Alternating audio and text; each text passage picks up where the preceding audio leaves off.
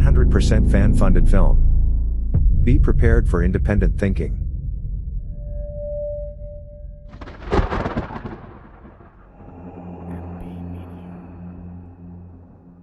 Navigava un capitano contro la direzione, bloccato in Sardegna per una ragione, una storia gigante di un piccolo finale, la storia di Marino, il benefattore.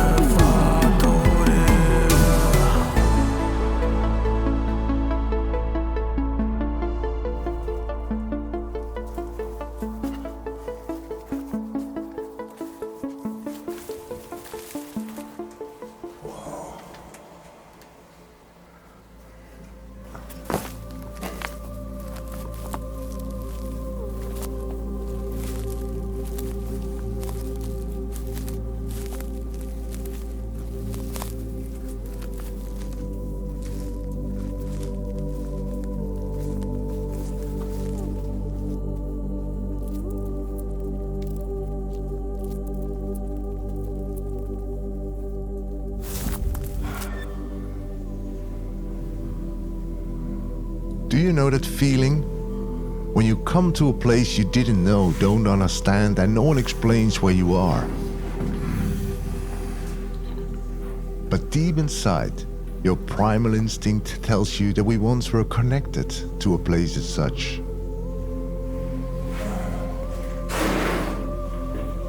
Because somewhere along the line, we simply evolved away from it.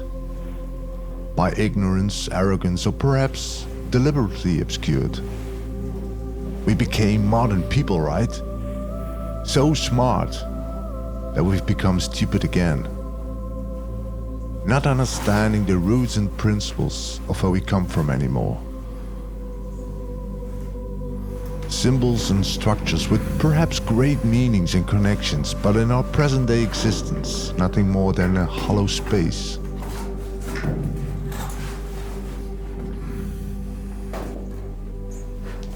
Yes, nowadays we certainly build structures much bigger and more comfortable than where I am at the moment.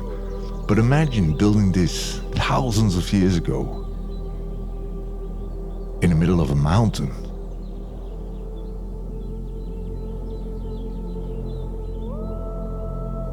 It just makes me curious who we once were and why we're not anymore.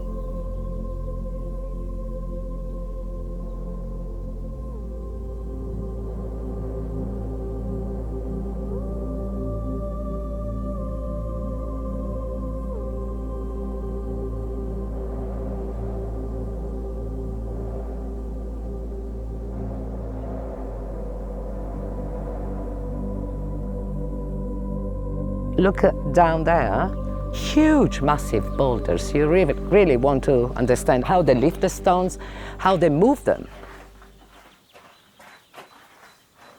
And this is the chamber in the ground floor.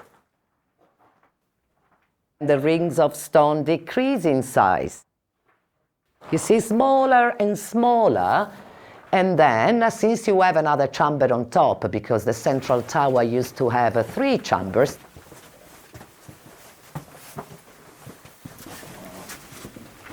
Which era were these towers built? most of the Nuraghe Tower were probably erected around 1500 before Christ. So this was what we were told by the archaeologists anyway. This is the date of birth of all the 8,000 Nuraghe that still dot the Sardinian landscape. But the original estimation is around 30,000 in the original times. This is called the Valley of the Nuraghe. And look at how this window overlooks the other Nuraghe settlement. You see that you had these astronomic also towers, because these people were very knowledgeable in astronomy, metallurgy, more advanced than what you may think. I think the megalithism that you find in Europe, but also outside of Europe, think of Peru, think of Mexico, it has a relation, it's all connected. But scholars haven't concentrated their effort on studying these megalithic buildings. So they're still mysterious, particularly in Sardinia, where we are trying to understand more and more now. And since new theories have been coming up, new archaeological diggings that revealed the importance of a mysterious civilization like this. Definitely, these people were more advanced than we think.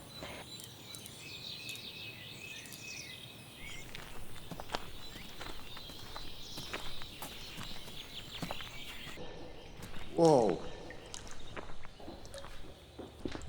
We were in the human world, and now we're reaching another world, which is expressed in this type of sacred temples of the Nuragic civilization. It's perfectly lined up. Yes, the symmetry and the accuracy of these elaborated, very well hewn stones is amazing. You really wonder how they could precisely cut this basalt, which is a very hard volcanic stone, in a perfect way like this. It had a much more important value than a normal well, because these early inhabitants of the island probably associate the idea of water with the mother goddess. Water was a great source and resource who could be therapeutical, it could heal, it could cure problems. And these places were very strongly, energetic. And there are very strange phenomena that happens here during the solstices and the equinoxes. Like there's a hole right on top of the sacred well chamber. Can you see it? Mm-hmm. And the moon beams like a light, gets inside the well. Or during the solstice, at the beginning of fall, around 11 a.m., you can see your shadow reflected in the water, and in the wall you appear upside down. Because it's the subterranean world that they had to reach, this magical, powerful outer world, which is not, it's invisible, but it's to attract the universal forces. So these people really knew a lot of about energy, meditation, contemplation of the sky. I think we got very far away from that point. We're reaching this knowledge again, as we don't separate the body and the spirit. They were aware of that. They were in perfect contact with the sky. And we probably are, dust that came from the sky.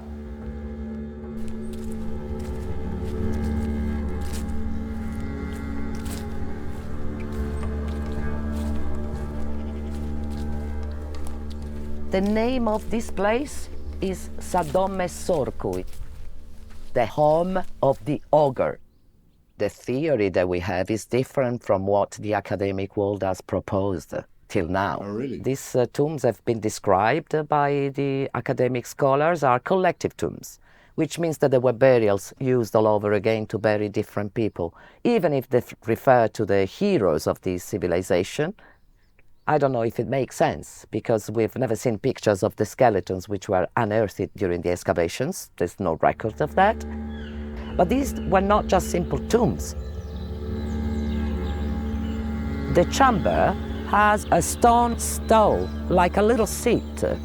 They call it a meditation chair, used by, young people passing from childhood to adulthood, where they had to sleep and stay in contact with the soul of their powerful ancestors inside the tomb of the giants. This is even told by the ancient Greeks. It was called the incubation rite. So sleeping, in contact with the soul of the ancestors. The entrance is facing the east side, so the rising of the sun, which means the rebirth. So they were built according to astronomic rules that these people had the knowledge of. The sacred, energetic place is not just tombs.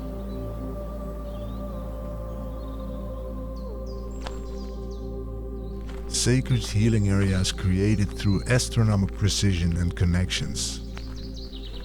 Nice. A little floaty, I must say. Almost spiritual, whatever that may be. Which I'm not exactly, I guess. But hey, I'm open to new information. And what isn't can still come. I think this civilization reached a real moment of a flourishing age. Very advanced in metallurgy, trading all over the Mediterranean, and then something happened that deleted the glorious past.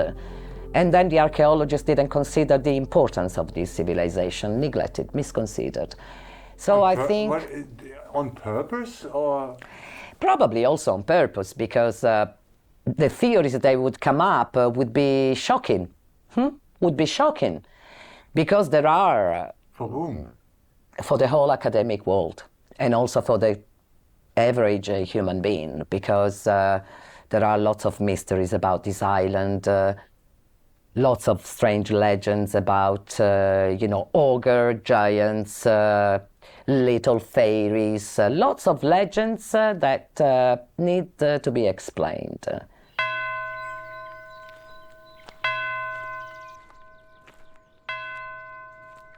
This is the Church of Santa Anastasia, and it's incredible how this Catholic church was built on a pagan sacred well of the Nuragic age, which is just outside where the remains of the Nuraghe settlements were.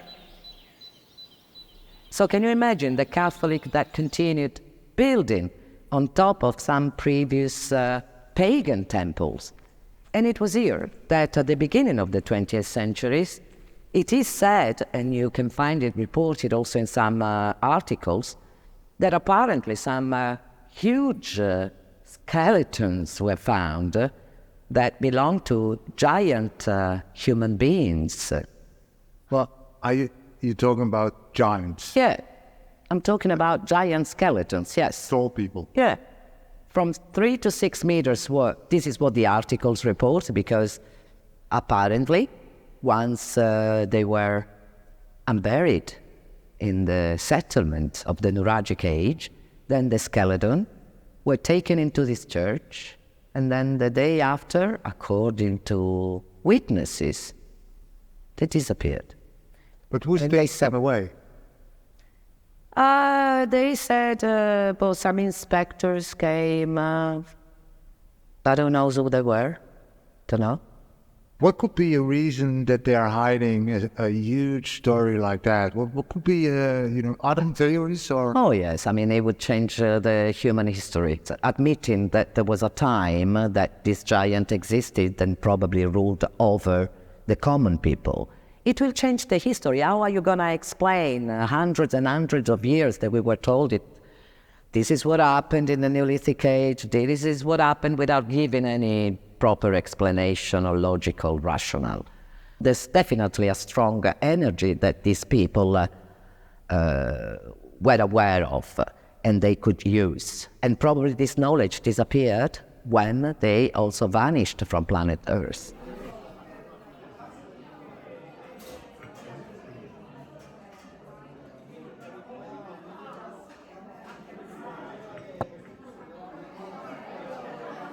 The bones of giants have been allegedly unearthed and then secretly taken away. 1997, when more giant bones were reportedly discovered during one of the island's many excavations. Bones. They were in the records. But today we probably have about 14 to 1,500 accounts ingoing. Double row of teeth, 7-foot and taller skeletons reported. They were actively taken away because they're not matching up with somebody's version of human history. I haven't visited the secret warehouse. Could several millennia of folklore and mythology be rooted in an incredible reality?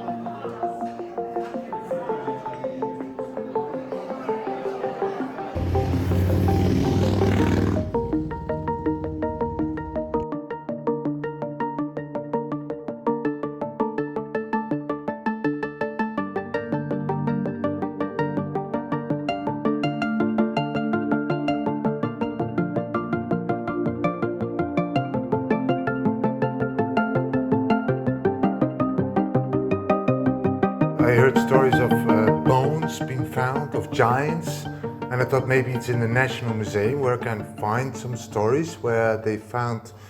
Okay, in the museum there are the exposition of giants of Monteprama, found in Monteprama Cabras. Is the giants. But bones. Bones no, bones no, the statue. Bones, bones of men, but no giants. Bones not giant, okay? Giant is that statue, okay? Bones is the individual. See, it's natural, okay? Okay. Yeah. Okay. So the giants are ordinary statues of stone. However, an intelligent civilization doesn't bury stone statues in an 8-foot-long grave. E in una di queste torri del villaggio trovarono uno scheletro di un gigante con il piatto ancora nelle gambe, e io l'avevo visto, ma non ci facevo importanza. Per me era un essere umano più grande di noi, ma non pensavo ai giganti. E l'avevo visto lì, all'età di 2 anni. Però dopo ne ho visto tanti altri nell'esperienza della vita. Io avevo 10 anni e, come di consueto, portavo gli agnellini al pascolo di mio nonno dopo la scuola. E io non portai giubbotto, ombrello per ripararmi per la pioggia. Questo temporale pioveva da tutte le parti, era da quella parte la pioggia, arrivava verso qui. Cercai di ripararmi negli alberi, ma non faceva nulla, perché mi bagnavo lo stesso. Allora ho detto, mi metto dietro la tomba, perché qui c'era 1 metro di tomba, no, qui. Il muretto era alto così. L'ho trovato libero, aperto, e vidi la mummia. Entrai dentro subito e guardai la mummia. E quando la trovai, la testa era qui, la testa, così, qui. E i piedi sotto quella pietra grossa.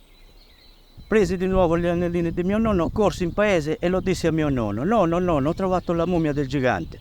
E mio nonno venne a vedere la mummia e mi disse, guarda, questi sono i nostri parenti. Devi trattarlo bene, devi rispettarlo. Poi lo dissi a scuola il giorno dopo ai miei compagni di scuola, però non interessava a nessuno, perché in quel periodo a qualcuno interessava, ma pochi, perché in quel periodo ce n'erano tanti di scheletri in tutti i posti buttati, non c'era un interesse. Ce n'erano dappertutto, anche dentro il paese, perciò non interessava a nessuno.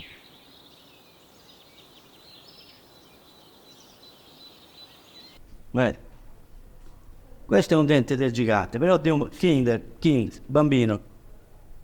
Wow. E questo è del babbo, questo qui. Oh, it's huge.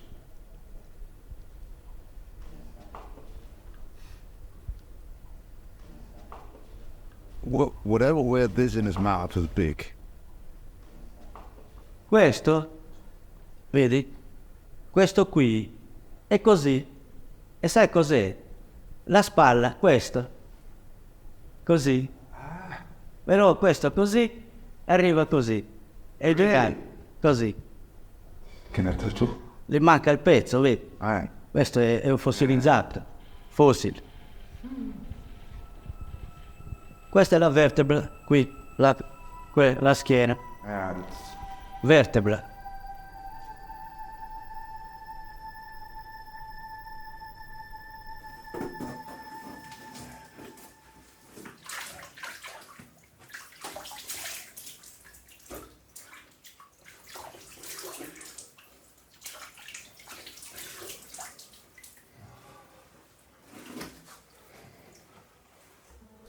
Oh boy, I just touched the bones of a giant. And with that, upon so much more.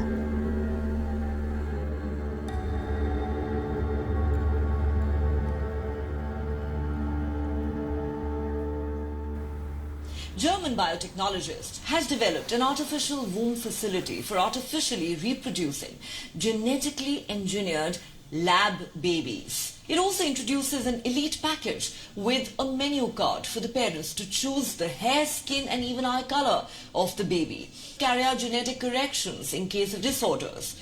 The researchers involved claim that this facility will facilitate the birth of super smart babies.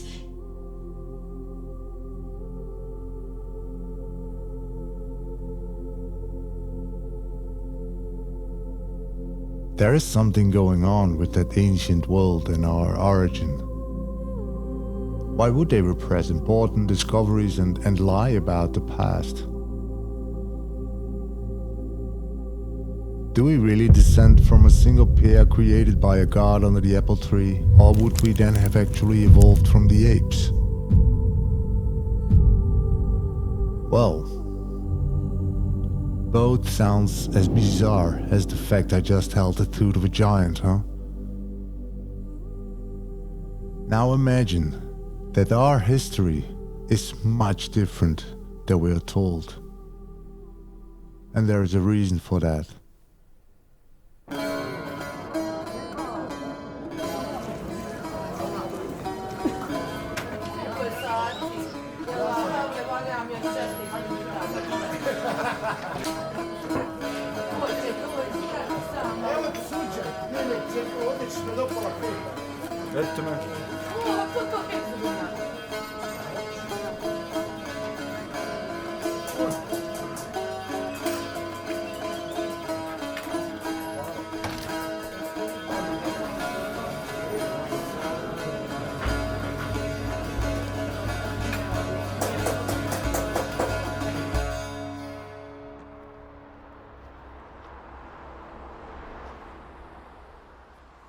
Back in April of 2005, I first came to the central Bosnian town of Visoko to visit the local museum. But what really caught my attention was this. Everybody called it a natural hill because it is covered by soil, bushes and forest, which was planted back in 1960s and 70s. But I was looking at the geometry. In front of us is one side, to the left another one, to the right another one, in the back the fourth sides. So 4 sides. In front of us one triangular face. When driving around it, I realized we have 4 triangular faces. We have 4 corners. We have same slope from bottom to the top. So geometrically speaking, this is a pyramid. But you're saying that the pyramids are not only based in Egypt. We are programmed to think pyramids, Egypt and Mexico. Forget that. Pyramids are built on all 6 continents. After 40 years, I have concluded almost everything they teach us about the ancient history is wrong. The origin of man, civilizations and pyramids.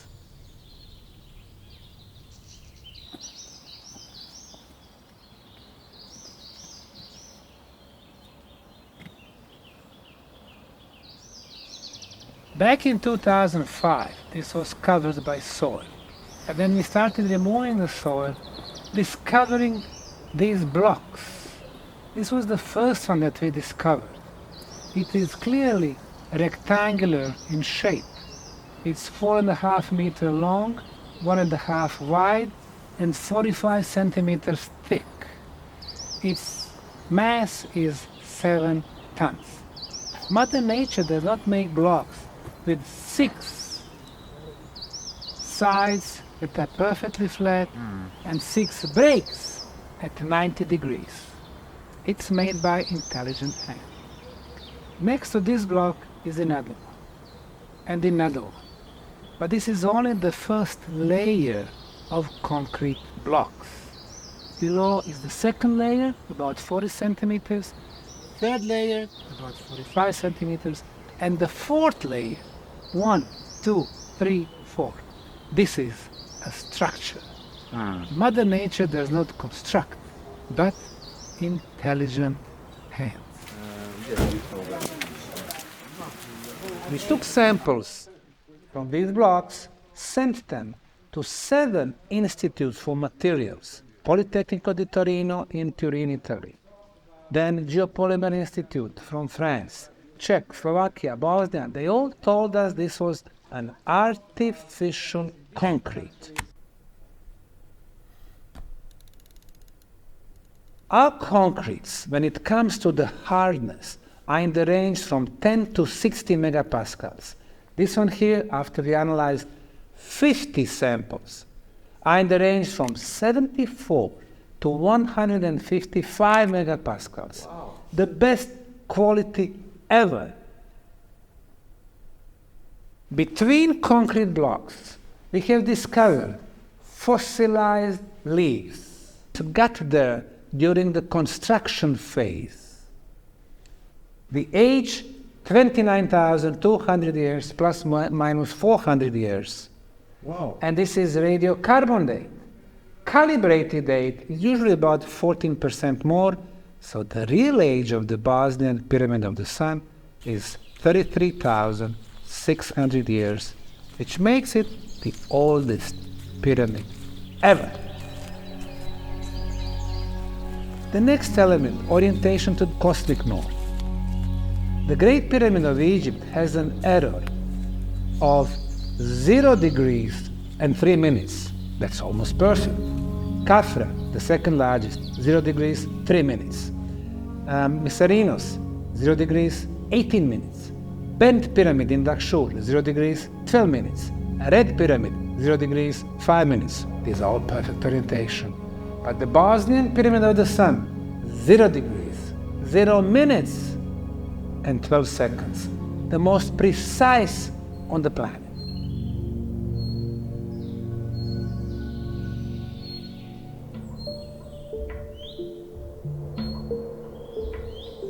Sacred geometry elements. When we connect the top of the Bosnian Pyramid of the Sun with the top of the Bosnian Pyramid of the Moon, the distance 2,170 meters. From the Moon to the third major pyramid, Dragon Pyramid, 2,170. From Dragon back to the Sun, 2,170 meters. Top of the Love Pyramid, Temple of Mother Earth, tunnels in the river. Triangle within a triangle, again, element of sacred geometry. But not only that, let's use the same center of these triangles, and we are getting the flower of life. This is the cosmic imprint of the life in the universe. The layout of these structures was very precise. It is element of sacred geometry. Why is sacred geometry important? You have elements of sacred geometry, you have movement of the energy.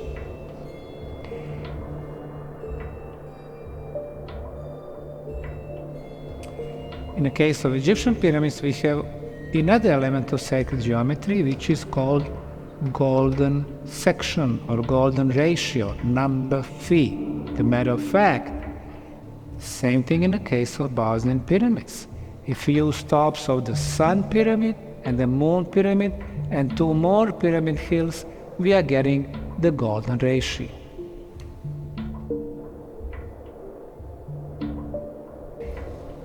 Somebody mentioned star system of Pleiades today. In many oral traditions, from American Indians, Mexican cultures, all the way to India. And usually we know them under the name of 7 sisters of Pleiades. Although 7 sisters or 7 stars really are laying on a golden section line. Interestingly enough, 5 Bosnian pyramids are matching the layout of the 7 sisters of Pleiades. The Sun, the Moon, the Dragon, the Love, and so on.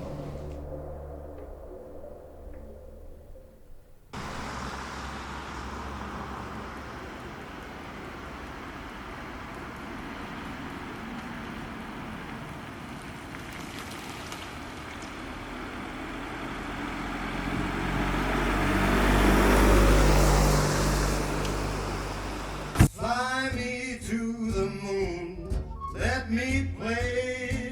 Nikola Tesla had a particular infatuation with the pyramids. His idea has been dismissed and forgotten over the last century.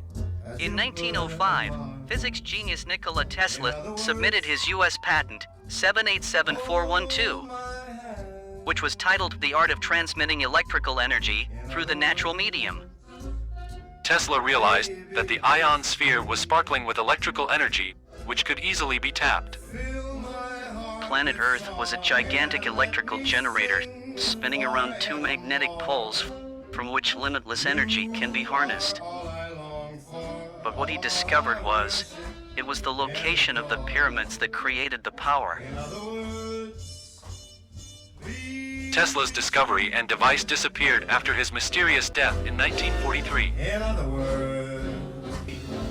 What he was trying to tap into might have just scratched the surface of understanding the power of something much more ancient.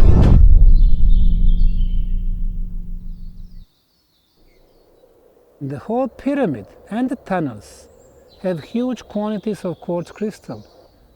And quartz crystal transforms one form of the energy into another one.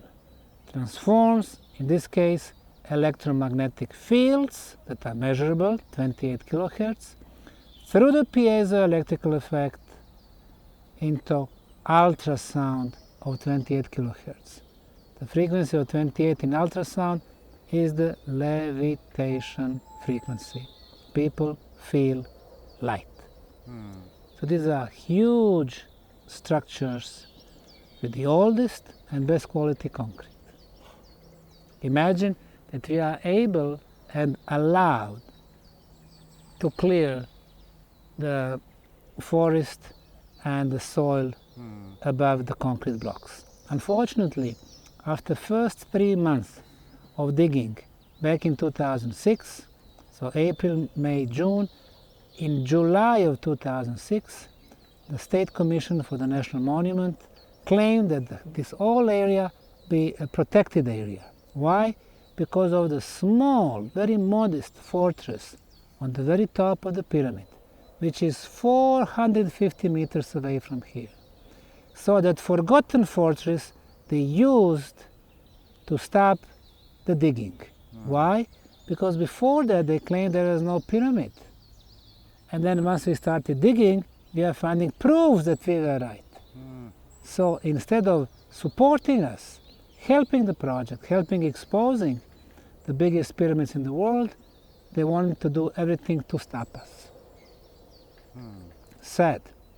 That's sad. But this is about ego, about lack of knowledge, about jealousy, but also about the pressure coming from some elite circles from UK.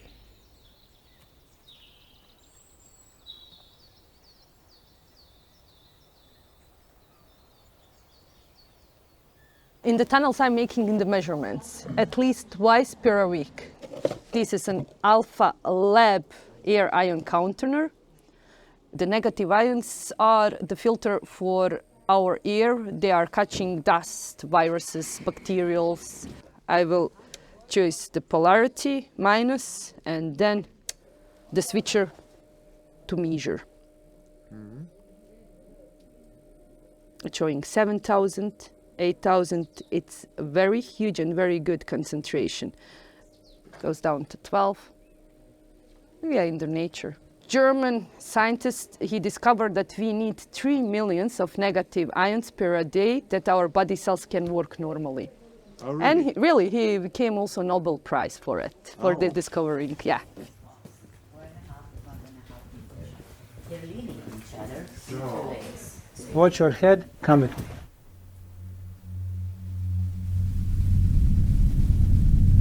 Ništa. Slučaj, dobar dan, kako ste? Hi. Neutralize gravitational force somehow. The idea is to get from here to the pyramid, 2.4 kilometers. Direction south, southeast, east. Entrance to these tunnels, comparing to the top of the pyramid, 280 meters below the top. 476 meters. When we had Russian Russian physicists with the geoelectrical equipment, they measured from the top that 280 meters below there was a network of tunnels and chambers. So the idea is to connect with these tunnels to the tunnels below the pyramid. This is our ultimate archaeological goal. Here in the tunnels we have two civilizations. First one who built this network of tunnels, intersections, chambers, underground lakes, 30,000 years back. And the second one who closed all the tunnels, filled them up with the filler material. So what we do, we remove the filler material, and then we put the wooden support for the safety reasons, and the lights. So we clean. Why did they fill it up with material? $1 million question. Really, why? You know, if you don't want anyone to enter the tunnels, maybe what you can do, you can use explosives and, you basically shut down the entrance. But they filled up every section of the tunnels for kilometers and kilometers. They did very systematic work. And what we see there is actually a tunnel which goes in this direction. And this tunnel has been filled with this non-compact, loose material. So they fill it up all the way to the top.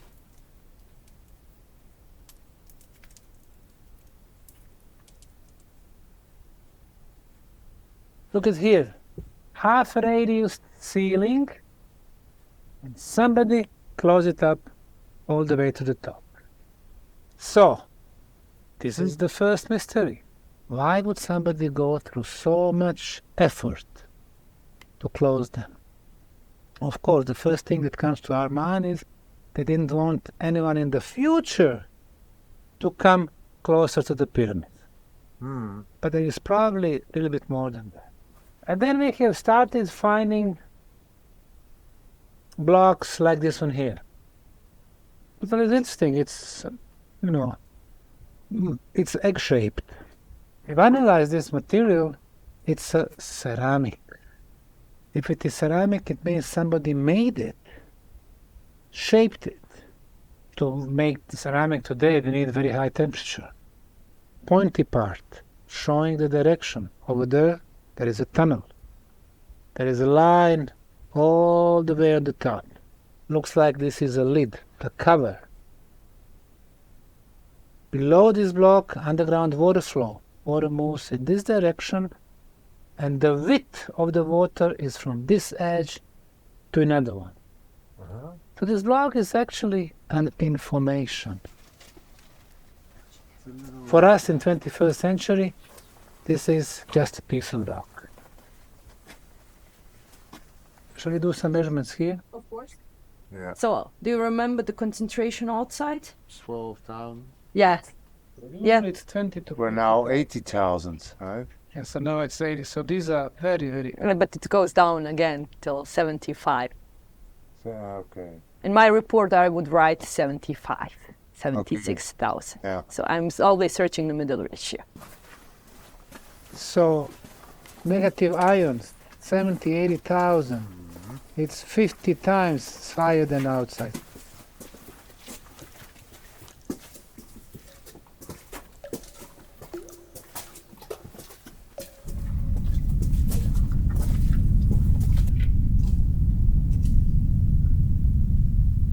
I'm 300 meters away from the underground entrance. No air ducts and the air quality is 50 times better than outside. And still 20% oxygen. And according to our current knowledge about the laws of nature, pretty impossible. Unless the pyramid above me is doing something we don't yet understand.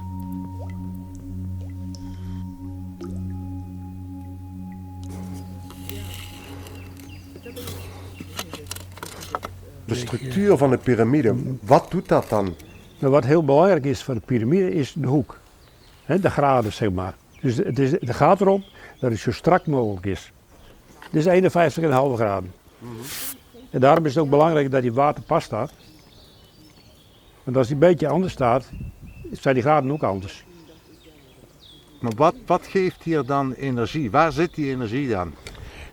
Kosmische energie is de energie die om ons heen is, hè? Waar de planten ook van groeien. Planten groeien niet alleen van voeding, die hebben ook energie nodig. Zonne-energie, kosmische energie. Die energie hangt om ons heen, overal. En wat die piramide doet, die bundelt die energie. Er zijn wel testen gedaan dat je boven die piramide als het ware een trechter zit, hoe die dat aantrekt. Maar dat is puur alleen de vorm? De vorm doet dat. Dus net zoals een vergrootglas, hè, zonne-energie bundelt tot een brandpunt, doet hij dat ook. Kosmische energie is een helende energie. Dus in wezen herstelt hij de tuin. Hij komt de energie komt weer vrij uit de grond. Je kunt het ook zien, om de piramide heen komt soms ook weer planten die je jaren niet gezien hebt. Dus oude rassen, oude soorten komen ineens weer op. De zaad kan schijnbaar heel lang stil liggen. Dat is heel bijzonder, ja. Heeft het ook op de mens een therapeutische werking? Ja, het heeft ook de mens ook een therapeutische werking. Het is een helende werking, zeg maar. Hij brengt je terug, ik zeg wel, hij brengt je terug naar je blauwdruk. Zo je in wezen bedoeld bent. We lopen in ons leven van alles op, fysiek en emotioneel, waar we niet altijd helemaal oplossen. En die dingen blijven wat hangen en die beginnen met de tijd beginnen ze te zeuren tot je ergens een klacht krijgt. Maar hij brengt je terug. Dus hij ruimt dingen op, zeg maar. De wetenschap die de grafieke statistieken presenteert met 0 en 1. En dat zijn feitelijk feiten waarop wij zeg maar geloven of niet geloven. Ja. Zo'n energie van de piramide is natuurlijk heel moeilijk te vangen in die 0 en 1. En hoe vertaal je dat naar mensen? En, nullen en enen en voelen. Ja. Maar we zijn te veel op een nullen en enen. En de rest die zijn we een beetje vergeten. En misschien is er daarom wel zoveel pijn en gedoe in de wereld. Ja, dat kan. Hoe je dat vertaalt is voelen. Ja, dat zijn we een beetje vergeten de laatste tijd. Open-minded erin gaan zitten en even je hoofd even uitdoen als het lukt. En dan kun je voelen wat het met je doet. Maar dat zijn we een beetje afgeleerd, zeg maar. Ik denk dat we alles in principe wel weten. Maar dat we dat zijn vergeten doordat we allemaal zo snel willen en moeten. Er gebeurt heel veel in de wereld. Er zijn vervelende dingen bij, maar daardoor ontstaan er ook heel veel mooie dingen. De mensen worden bewuster, dus ze denken van er is meer. Of ze gaan zoeken omdat ze niet op hun gemak voelen. En dan, dat is het voordeel van een crisis. Daarna ontstaan vaak hele mooie dingen. Omdat mensen weer op pad gaan. Als alles goed is en het is mooi weer, dan is alles zoals het is en het blijft ook zoals het is. En als je even pijn hebt, dan denk je nou, misschien is er een oplossing. Feierabend. Wat is nou iets waarvan je zelf ook weer overtuigd raakte van de werking van een piramide, van een van de piramides die je hebt geplaatst? Dat was van een boer. Die heeft heel goed contact met zijn koeien. En een van zijn koeien die was een beetje, hij zei zeg maar gek in de kop. Hij snapte er niks van. Ik denk, kan ik de veearts wel bellen? Maar dan komt er een spuitje in, kijk, maar weet niet melken. Dus ik denk, ik laat hem even bij de piramide in het kampje. En dan laat die koe bij de piramide in het kampje en hij doet het hek achter die koe dicht. En die koe loopt loodrecht naar de piramide toe, gaat erin liggen. Ja, bijzonder.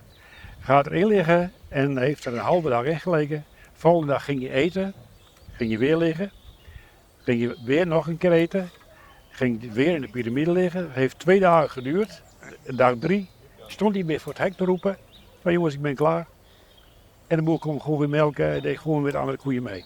Echt waar? Ja, heel bijzonder. Ja. Mooi, ja. Ja, een koe die denkt niet, die doet gewoon, die voelt zeg maar.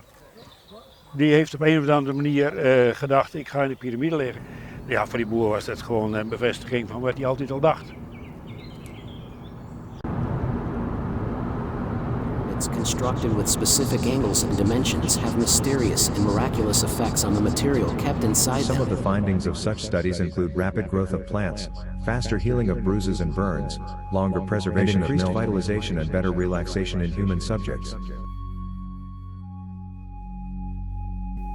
There are three options. I believe, I don't, or simply tried myself.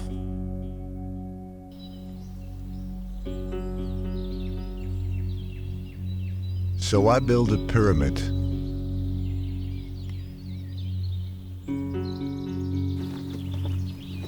And turned it into a garden greenhouse.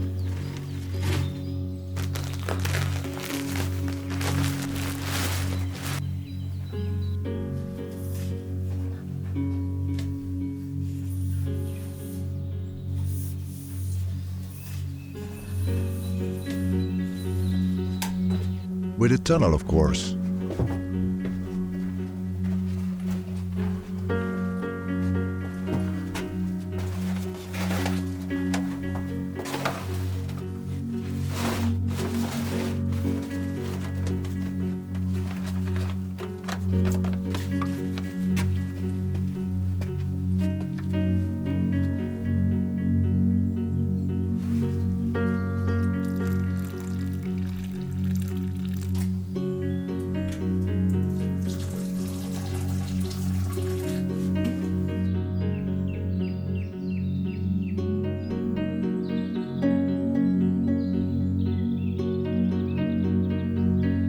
So, let spring arrive.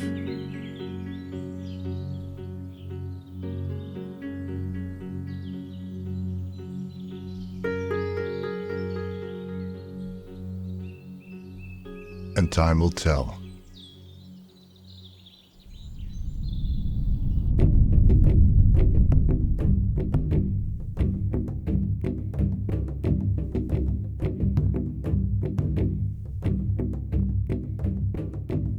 Archaeologists, geologists, historians, they cannot explain what is the purpose of pyramids. Why? Because they don't have engineering minds. They don't understand the energies. But physicists, they do. Electrical engineers, sound engineers, telecommunication engineers, or even medical doctors, because they measure. One day we sent 7 different instruments to measure electromagnetism, electrical field, magnetic field, ultrasound, infrasound, level of orgone energy, and the temperature. The most interesting results were in the area of the electrical field. So, Goran, you did the measurements of the electrical energy beam on top of the Bosnian Pyramids, right? That was 2011 when I came in Visoko and do my measurings and find a very, very strong electric field without magnetic component on the top of the pyramid of 28 kilohertz. But our regular energy system is based on electromagnetic energy, right? So could you first of all define electromagnetic energy compared to the energy you measured at the Bosnian Pyramids? We have 2 waves, electric and magnetic waves, and propagate in a 4 direction. That's a classical electromagnetic wave which has both electric and magnetic fields. But if I find only vibrations of electric field without magnetic component, or vice versa, I can speak about scalar waves. When I find the Tesla verse where he said that he does not use Hertzian waves, that mean electromagnetic waves which we use for communication, for radio, TV, mobile, etc., etc. So that was very interesting for me because main frequency of his most famous object which he made is Wardenclyffe Tower, and the operational frequency of his world station was exactly 28 kilohertz.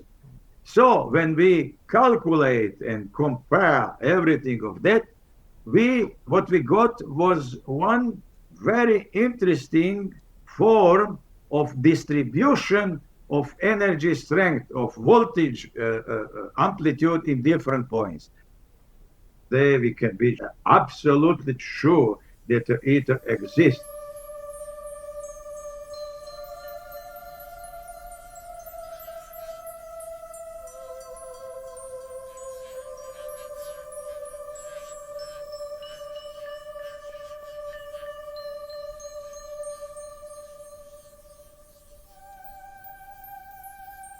A beam of energy from the tip of the pyramid to the sky.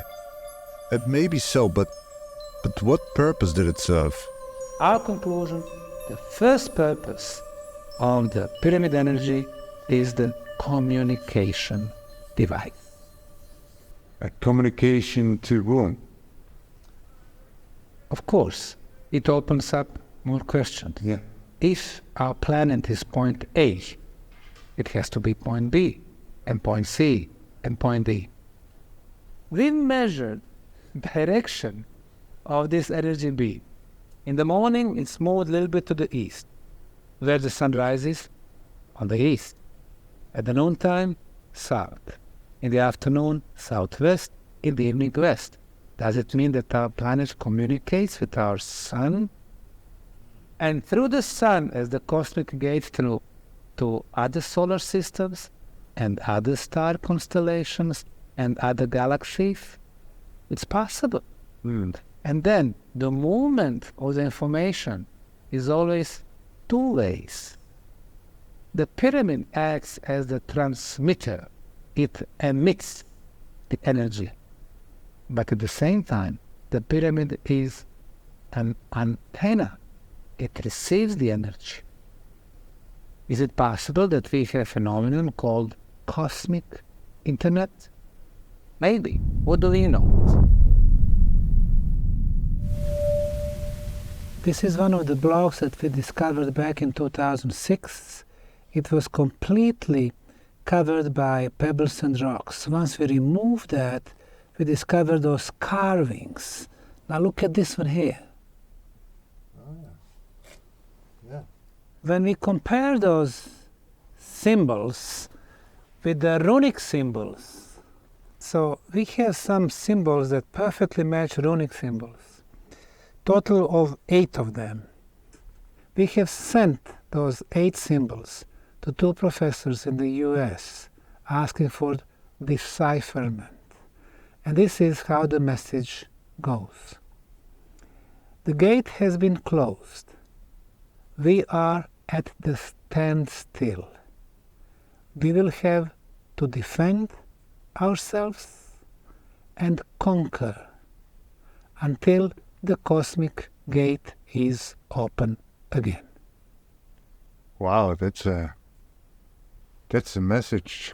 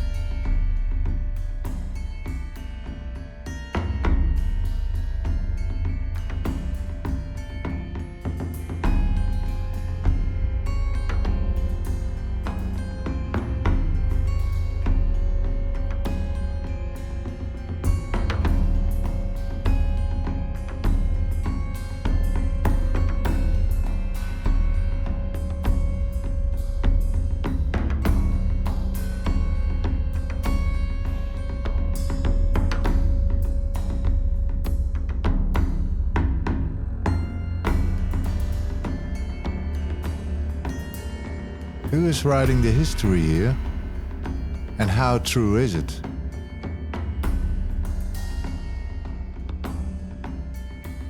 Or is it sold to us with a purpose?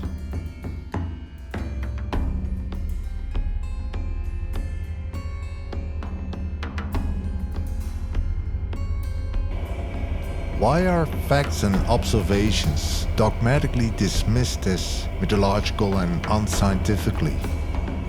Are we really that smart? Or is modern man blindly wrapping himself into an unnatural, obedient and brain-dead game? Could that be the purpose? The reason why these narratives are anxiously kept silent?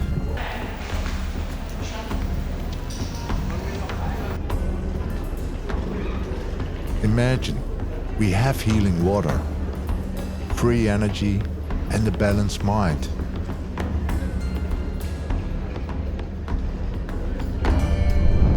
Then, yeah. Who then has to buy all those drugs, huh?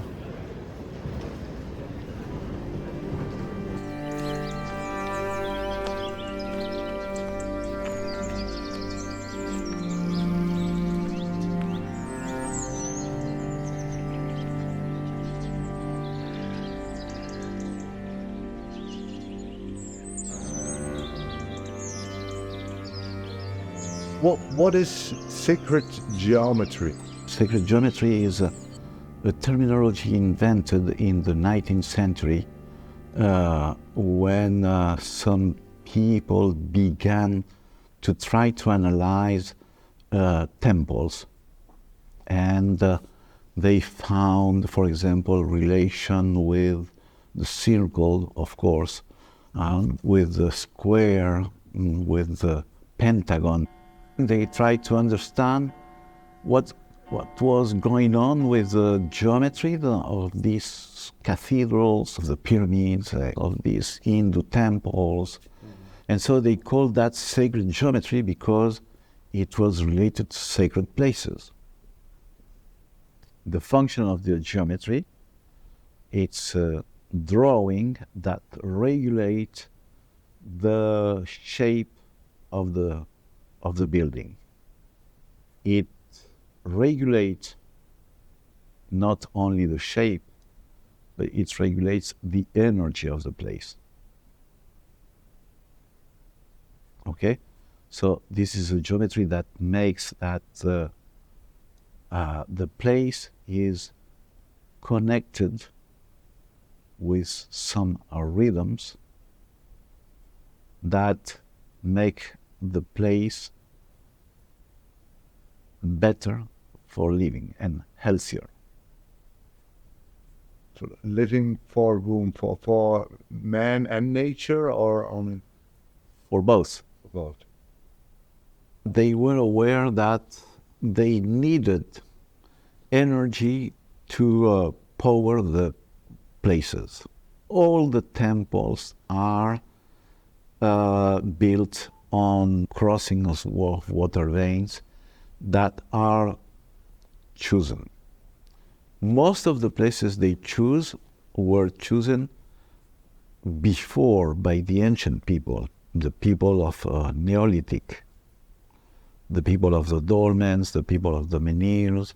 I should say the people of the Menhirs, the people of the Dolmens, because it seems the Dolmens people invade the Menhir people. All the land was recognized by these people. They was surveyed by these people. They knew where the spots were, etc., etc. They knew very well the land, and they built dolmens, they built menhirs, etc. Places with some energy. Okay, when the Romans, for example, began to build, or the Greeks, etc., they took these places, the best places, to build their temples. The earth is always vibrating.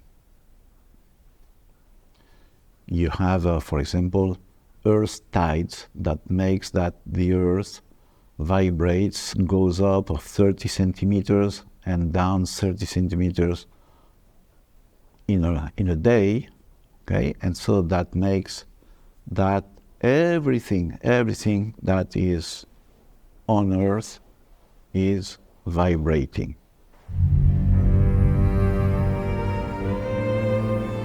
It's the menhir of Pergat. this point here is a violet point. You feel the energy going up against. Here it is. Here. You're going to feel that the energy goes up like that. This is a water that goes like that, runs like that. Here's water going underneath. Yeah. Ah. Yeah. And that makes this an energetic. Yes. It's it's a crossing of water in the middle, okay? And so when you have the crossing of water, you have a vortex of energy, okay? This vortex of energy, there is a difference of potential, electromagnetic difference of potential, okay? That makes that the vortex, like the energy, the electricity goes up and down like that, okay? And so this stone is a granite. It's like with mica and quartz, etc., feldspar, for example. You have a kind of little batteries inside, and so they charge with electricity of the water. It's like a vortex. Okay, and makes a vortex, okay? And when it's too charged, it expels the energy up. And it's stabilizing the place, okay? The energy of the place, so all the rings are expanding all the time, because you remember the earth is doing this and this and this and this, okay? And the energy of the water, so it's working like an antenna. So it's making his rings, emitting his stuff, okay? And healing the place. I don't really feel the energy, but somehow it's a magical place, where mostly my mind rides an energetic wave to other perspectives. Because there is more, much more. This stone was put here for a reason, with a function, and it was lifted here with incredible power. The one thing we need to embrace is that ancient civilizations had a body of knowledge and information that we've long lost. When you start studying the origins of humankind and ancient human history and ancient civilizations, it doesn't take long before you realize that something doesn't quite fit. And then we start finding the ancient ruins of Southern Africa.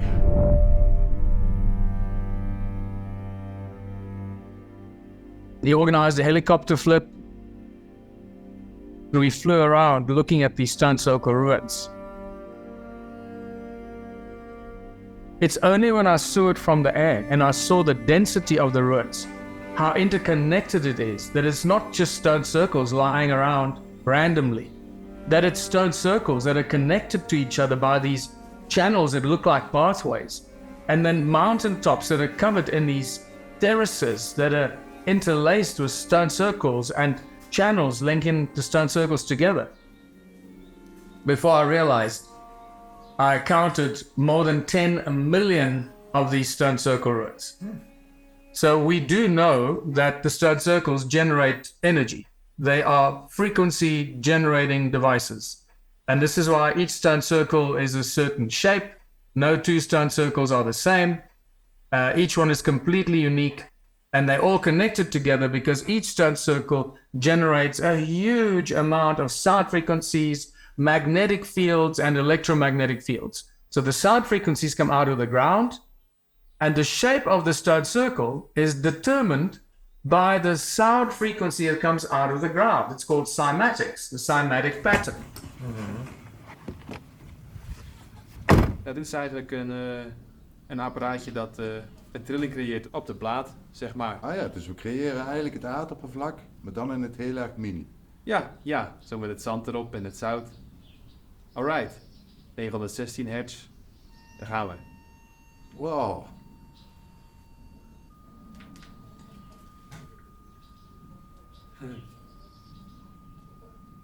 Is 1224 hertz.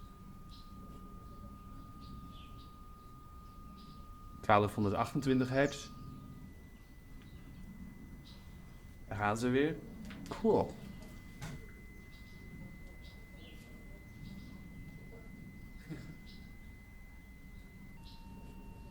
En 916.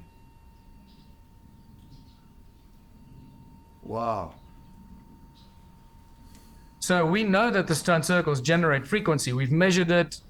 We've measured very, very high frequencies coming out of the stone walls. And especially some of the stone circles that are shaped like flowers. We call the flower-shaped stone circles. Those are just giant magnetrons. Magnetrons that are used in electrical devices like microwaves, little tiny magnetron like this that's in every microwave that generates all that power. They are little flower-shaped devices, magnetrons that create laser beams and phaser beams and all that kind of stuff in modern technology. So these flower-shaped stone circles are actually just giant magnetrons. And so this entire grid and connection are connected, millions of stone circles all connected to each other is just a huge energy generating machine.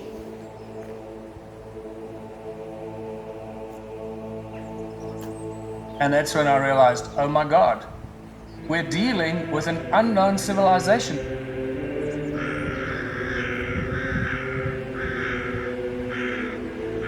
Could the use of magnets, sacred geometry, or water that gathers etheric energy be the method used by a previous lost civilization? Combine this with highly advanced ancient technology, which may have been lost with a previous generation unknown to us, and we may find some answers in the buildings right in front of us. Is achieved using geometry, water, or magnetism. Designed intelligent buildings that worked in conjunction with the vibrations of one's consciousness. Mother Nature, and possibly sound itself, using sacred engineering and architecture and possessing the knowledge of metaphysical geometry and sacred mathematics. Was it used to tap into free energy in the ether?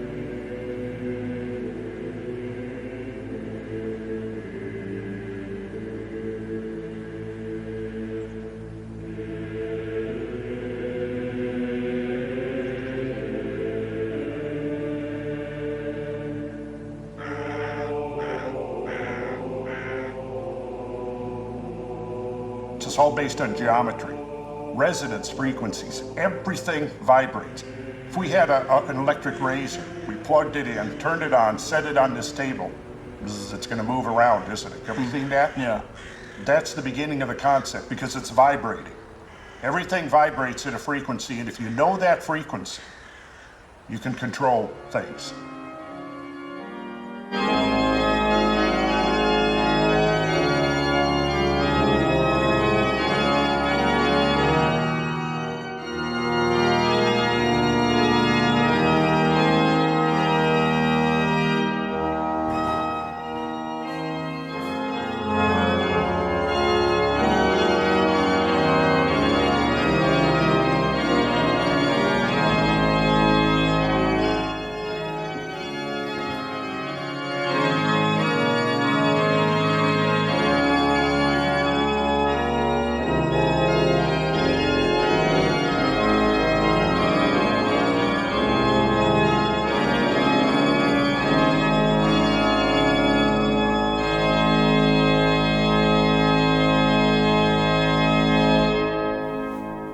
Wauw.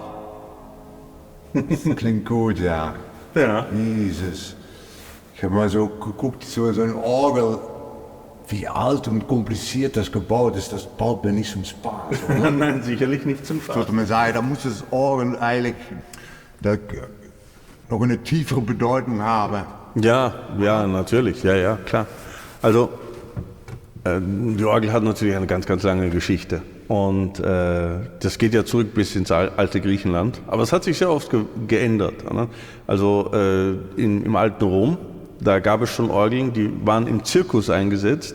Als zum Beispiel die Christen den Löwen vorgeworfen wurden, spielte dabei eine Orgel. Insofern ist es umso ironischer, eine Ironie der Geschichte, dass ausgerechnet die Orgel dann später zu dem christlichen Instrument in der westlichen Kultur wurde eigentlich. Hat wahrscheinlich auch etwas damit zu tun, die Orgel kann das machen. Und da sitzen wir jetzt und das läuft immer weiter. Und dieser ewige Atem, nicht? Kein anderes Instrument kann das. Also heute digitale Instrumente, ja.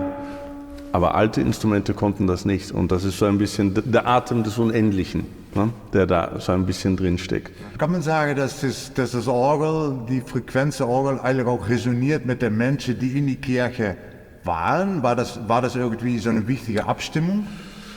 Ja, auf jeden Fall. Also was wir natürlich sehen bei einer Orgel, diese Größe vor allem, es gibt noch größere Orgeln, aber das ist schon eine sehr große Orgel. Wir haben hier natürlich Töne, das ist jetzt der tiefste Ton hier, den hört man nicht nur, den spürt man auch. Ja, also das heißt, dieses Fundament, dieses Klangfundament, das hier abgedeckt wird, ist eigentlich größer als das eines Orchesters, zumindest der damaligen Zeit. Also ein Computer kann ja hergehen und Sinuskurven machen und sich errechnen dies und jenes und dann kriegst du einen digitalen Klang. Aber dieser digitale Klang resoniert in gewisser Weise nicht, weil er eben nicht echt ist. Der kommt schon aus einem Lautsprecher heraus, währenddessen wir hier ja tatsächlich reale Luft haben, die durch Bleipfeifen hindurchgeht und Schwingungen und Vibrationen erzeugt, die sich dann durch den ganzen Raum fortsetzen. Also ich glaube, man kann bei so etwas, das ist ja auch kein Zufall, wenn die Leute in eine Kirche kommen und sie reden und sie hebt die Stimme und man hört dann auf einmal das Echo und alles das ist ja alles ein Beitrag dazu. Eigentlich, man muss so ein bisschen verstehen, die ganze Kirche ist eigentlich ein großer Resonanzraum. Wir sitzen hier in einem Resonanzkasten und nehmen auch selber daran teil, aber wir sind mitten darin. The cathedrals are incredibly sophisticated energy harvesting and energy generating devices. Just modern versions of the temples in Egypt and the temples in ancient civilizations. It's right there for everyone to see. If you understand sound, frequency, electronics, resonance, it's very obvious what you're looking at.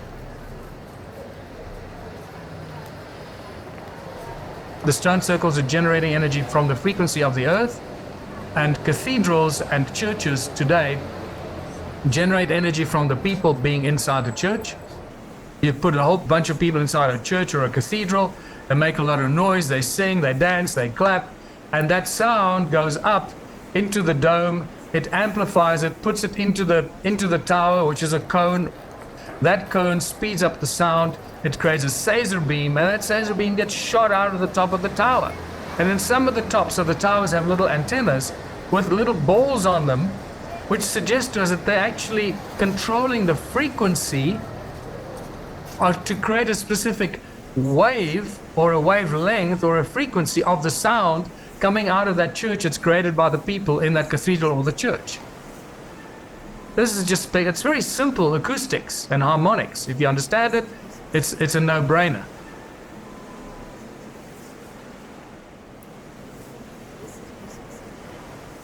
Perhaps everything is not what it may seem, so that we no longer have access to technological buildings and structures that could help expand our consciousness and harness the free energy of the earth.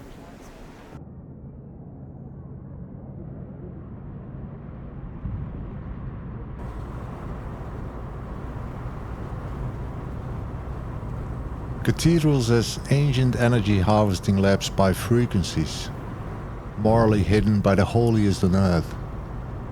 It almost looked like the perfect politics. However, the story is becoming a little complex and almost too big to comprehend. But all big things can be explored in a very small.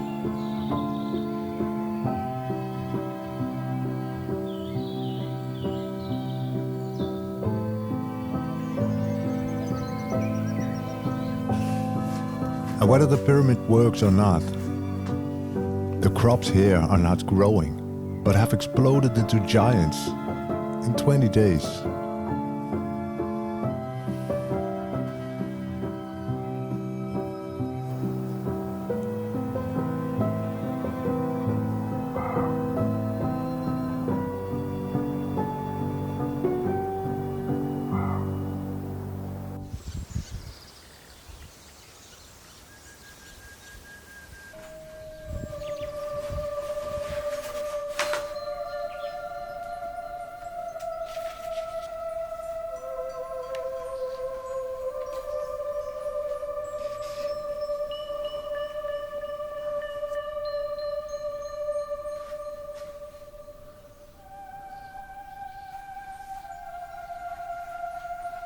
Matt, you proclaimed we could harvest the energy around us for the benefit of the crops with copper.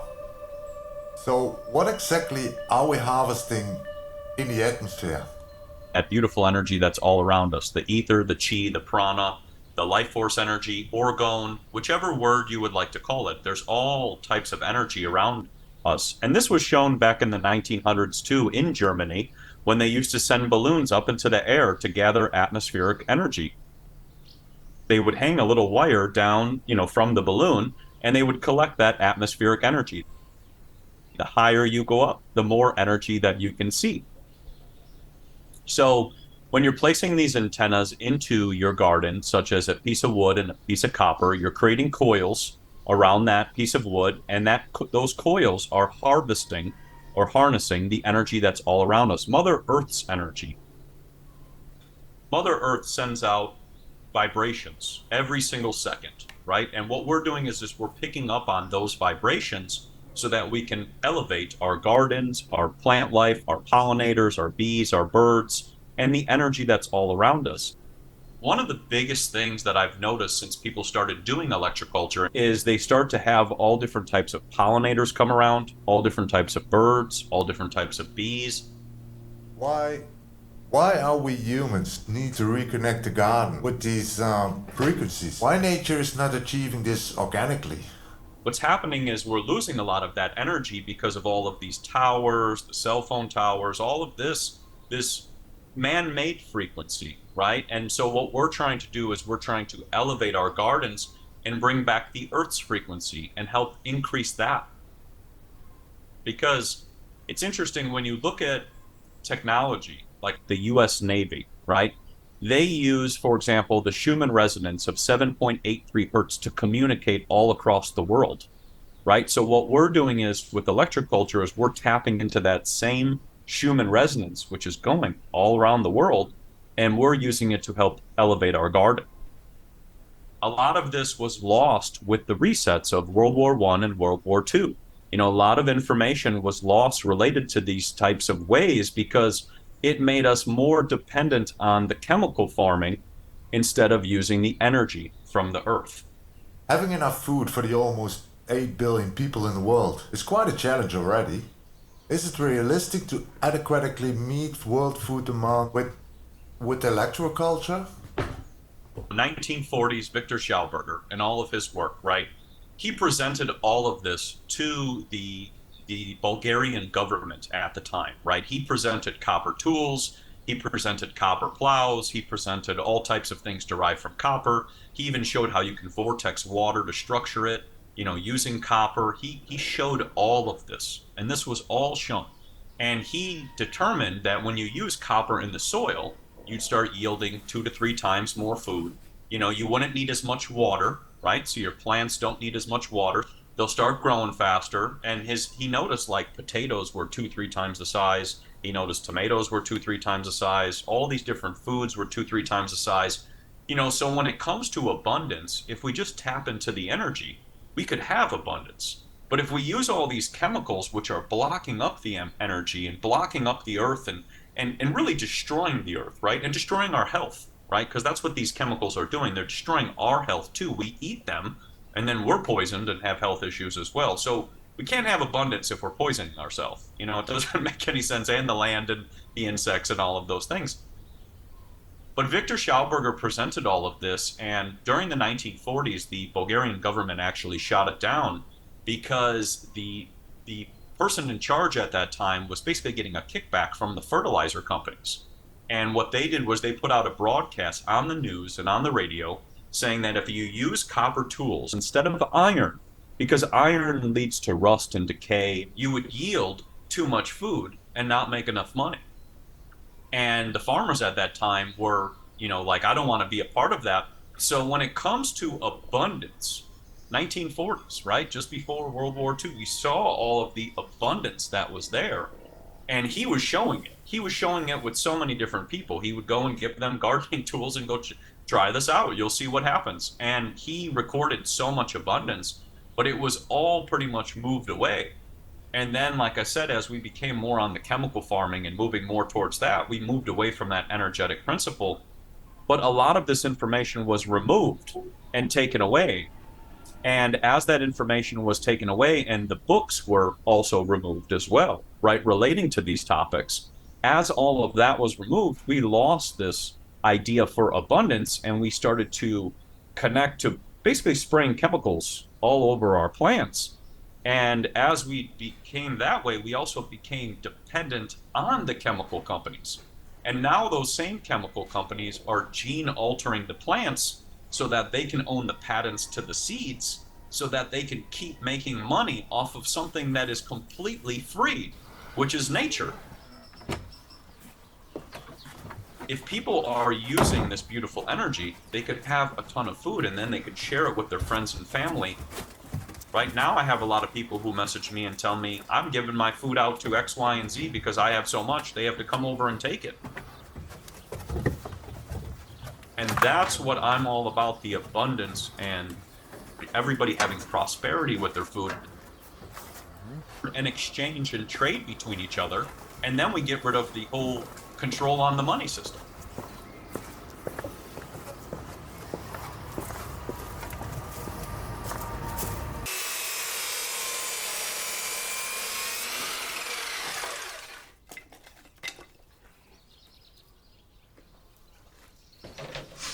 Hey, Alex. Hey, Marijn, how you doing? Yeah, good, man. Good. What are you up to today? I had a brief chat with this guy working with copper in the garden. Copper seems to resonate quite good with the frequency in the atmosphere. Yeah. And it's bringing the frequencies into the soil. In 1940, it was banned. Yeah. This technique, and that's for me a good reason to try it. But I love it. I love at the moment that we're basically trying everything that's forbidden, because it's like they're keeping all the simple things that we can all do that are free, that'll keep us from thriving properly again. And if this works, I mean, what does it mean for all the other simple things out there? I mean, in certain respects, nature provides everything for free. That's it, yeah. And this is really bad for business if this works, Marijn, you know. Fertilizer companies are going to be like knocking down your door saying, Marijn, you're a fraud. That doesn't bother me, you know. When it's working, it's working. And Yeah. they can call me a pig. It doesn't matter.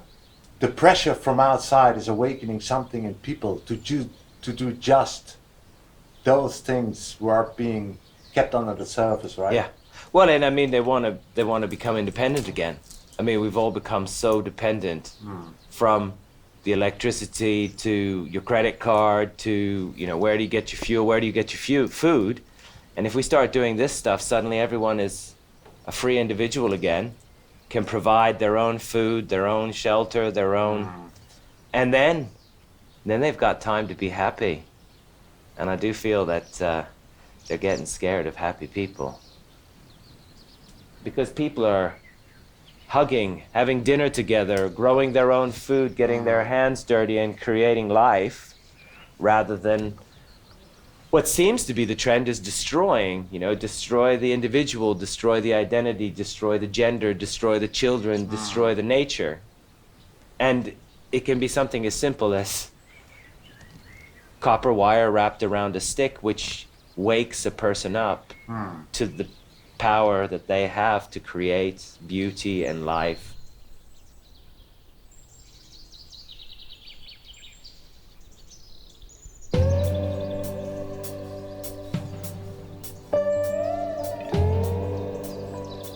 Call it naive, contrarian, or even stupid.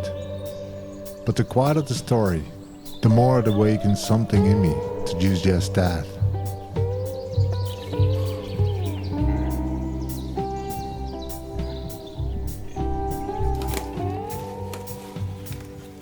And as far as the abundance of food is concerned, I'm pretty well on my way.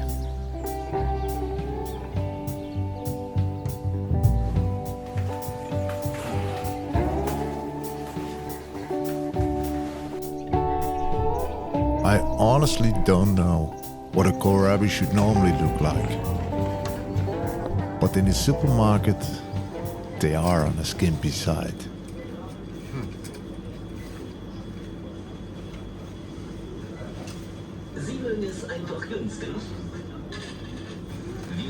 Licht, keine Elektroheizung, keine Züge, kein Telefon und kein Internet. Vorbereitung auf den Krisenfall. Die Franzosen.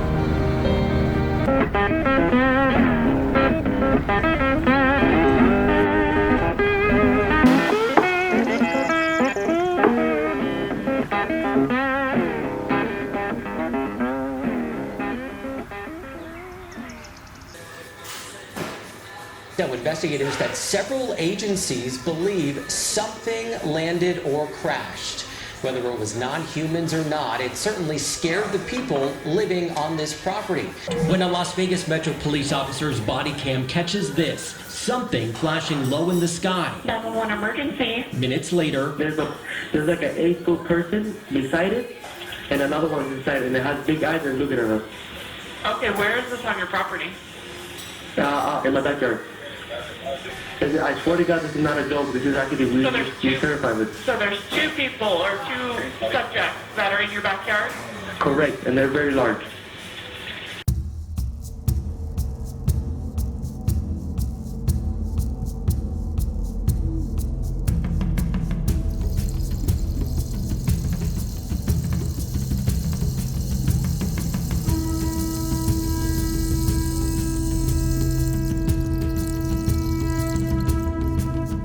I'm a bit scared to ask the question, but those stone circles you discovered, who built them?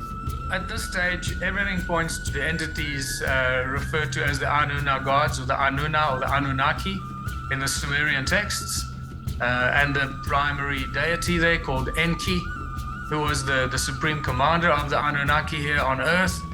And their main objective was to mine gold. They came to Earth from wherever they came from. There are all kinds of arguments as to where they came from. But these Anunnakis, were they human? No, the Anunnaki were not human. No, the Anunnaki were not human. So the Anunnaki are literally the central principal characters of the Sumerian texts.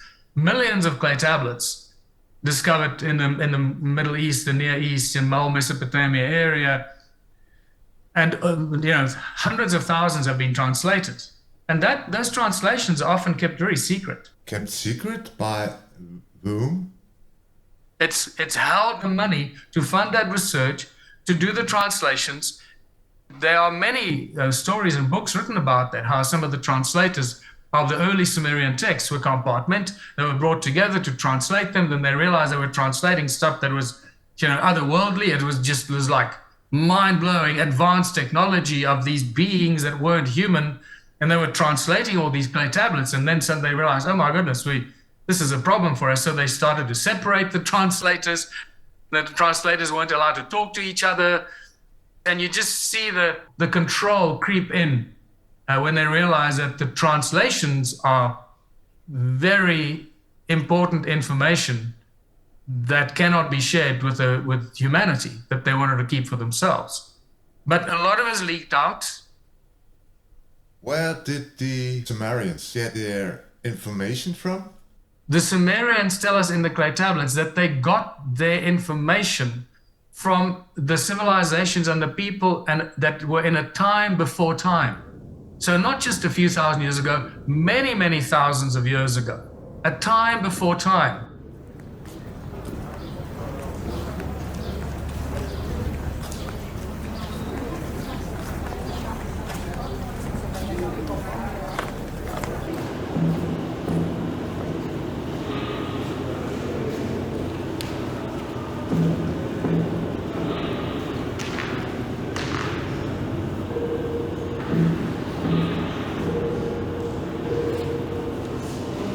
The Enuma Elish are 7 tablets of cuneiform writing that were date back over 7,000 years, and they're located at the British Museum. These cuneiform tablets actually talk about the creation of our solar system as we know it right now, including how Earth was created and how we acquired our moon. But when you really break it down and understand it's the epic of the creation of our solar system itself. In fact, the Bible copied a lot of the content from the Enuma Elish into Genesis. The written accounts etched into stone suggest the Anunnaki were giant beings, standing 8 feet tall. who came to Earth in search of gold for their home planet. When the Sumerians, standing 8 feet tall, who came to Earth in search of gold for their home planet. When the Sumerian gods, the Anunnaki, realized the toll it was taking to mine the gold themselves, they started to mine gold, and after a few thousand years of mining gold, they realized that, hey, we don't want to do all the hard labor, let's clone a slave to work for us. And that's where humanity comes in. So they literally mixed a bunch of DNA, the way that we're messing around with it today, trying to create transhumans and transhumanism. Dr. Panagiotis Zavos implants 11 of the embryos in 4 women in the hope of producing the first cloned human being. Scientists create synthetic human embryos. Basically clone a human child. Enables stem cells to be reprogrammed. Now the mother will no longer have to carry the kid for 9 months. It can be raised in a bag thanks to new technology. Some people will think this is Frankenstein's science. It's not like that, but it has the potential to be, and certainly we need the regulators.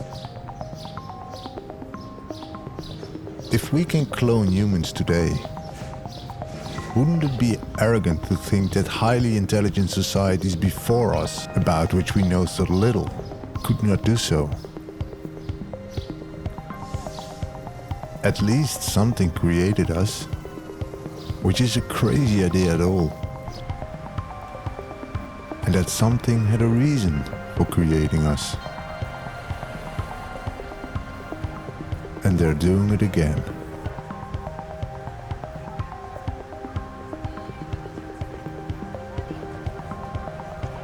Well, they cloned a new species called the Adamu. He had to be smart enough to understand instructions and have a thing called fear, or the appreciation of consequence. That if you don't do what we tell you, you will be punished and it'll hurt you. It was serious genetic manipulation. And it took them a long time to get that balance right. They seem to have created hundreds, if not thousands, of different species in that process. It wasn't neither male or female, it was very masculine, without the ability to be able to procreate. They would be born adults. And then they come out of these cloning chambers, and then they spend a few months learning how to walk, how to instruct. They teach them everything, and they told, and from birth, they are programmed to be slaves, to handle tools, to do this, and to understand if you don't do this, you're going to get punished and it's going to hurt you. And that's it. They're born into slavery and they die slaves. And that's pretty much what's happening to humanity today. You know, think about us.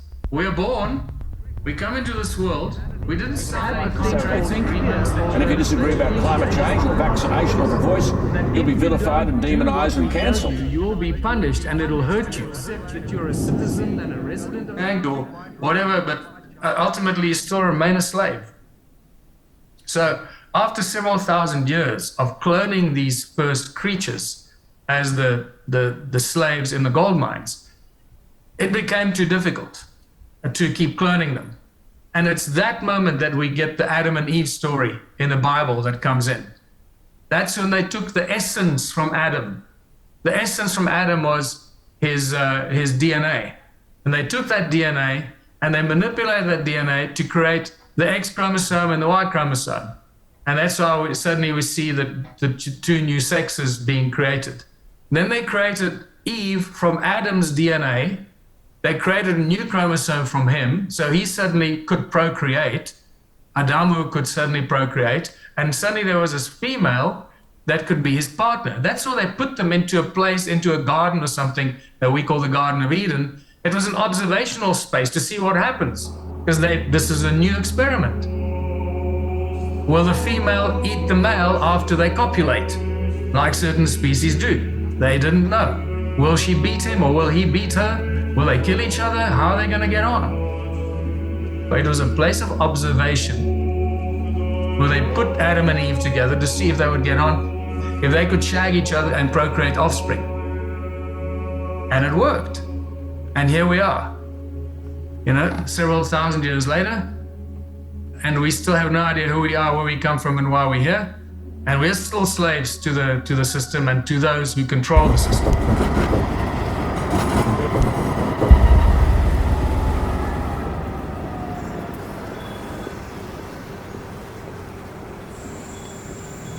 Hey Rob, zijn we eigenlijk nog steeds zwavel, vind je hier in het Europees Parlement, nog een enige vorm van menselijkheid?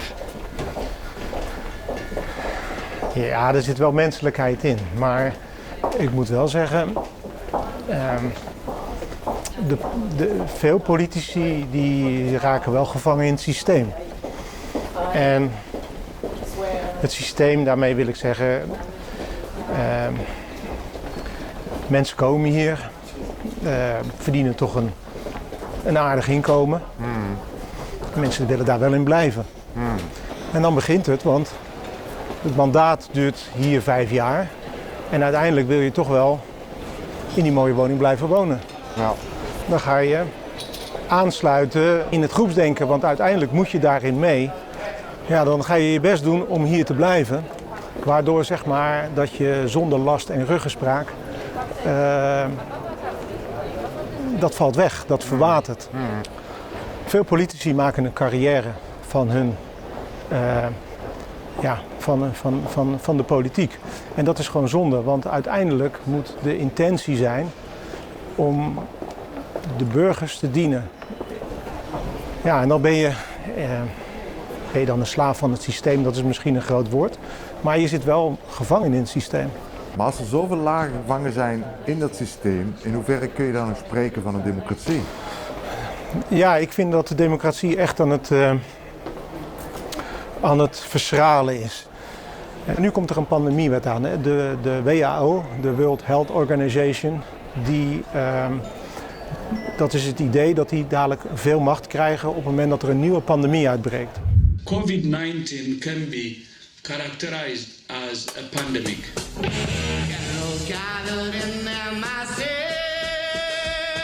And the WHO pandemic treaty. An unelected international body with no accountability. Their owners are corporate donors.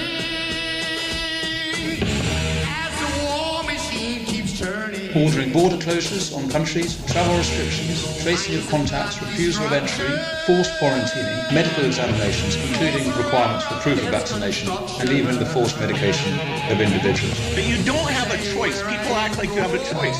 WHO will also decide what is science and what is disinformation. Stigmatize dissent as a mental health condition. And then control what you can say. You have to force behaviors, and at BlackRock we are forcing behaviors.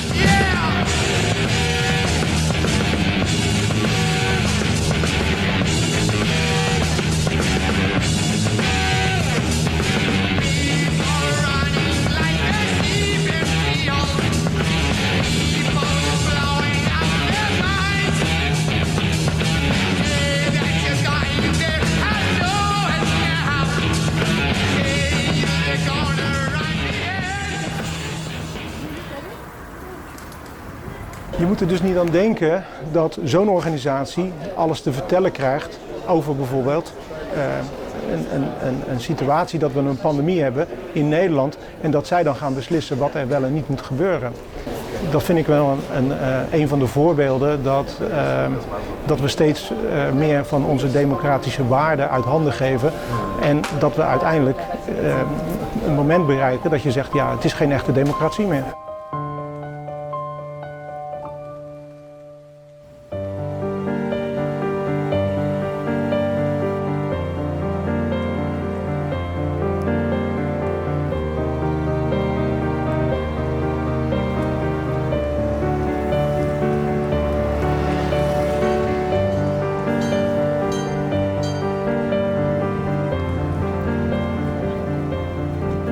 I can talk myself into a hopeful story, but I always come down with the simple observation that we are still the slaves. Whether you're a politician, banker, pharmacist, farmer, or a normal citizen, we all know the solution, do we? But we're stuck dead in a system of interests and concerns ruled by a certain elites who created the system. And whoever they are smart enough to let us believe in myths and turn myths into reality. Herr Puls, überlegen Sie, die Masse sind die Armen. Ne? Im Mittelalter haben wir ja, war der Papst, brauchte seinen Petersdom, brauchte viel Geld. Ne? Hat seine Leute überall hingeschickt, haben dann geklingelt, ne? Und dann haben die verkündet, wenn das Geld im Kasten klingt, die Seele aus dem Fegefeuer in den Himmel springt. Heißt erst bezahlen. Wenn nicht bezahlt wird, Climate change can tear us apart. Dann bist du für immer im Fegefeuer, ne? Angst haben. Oh Gott, ich will bezahlen, ne?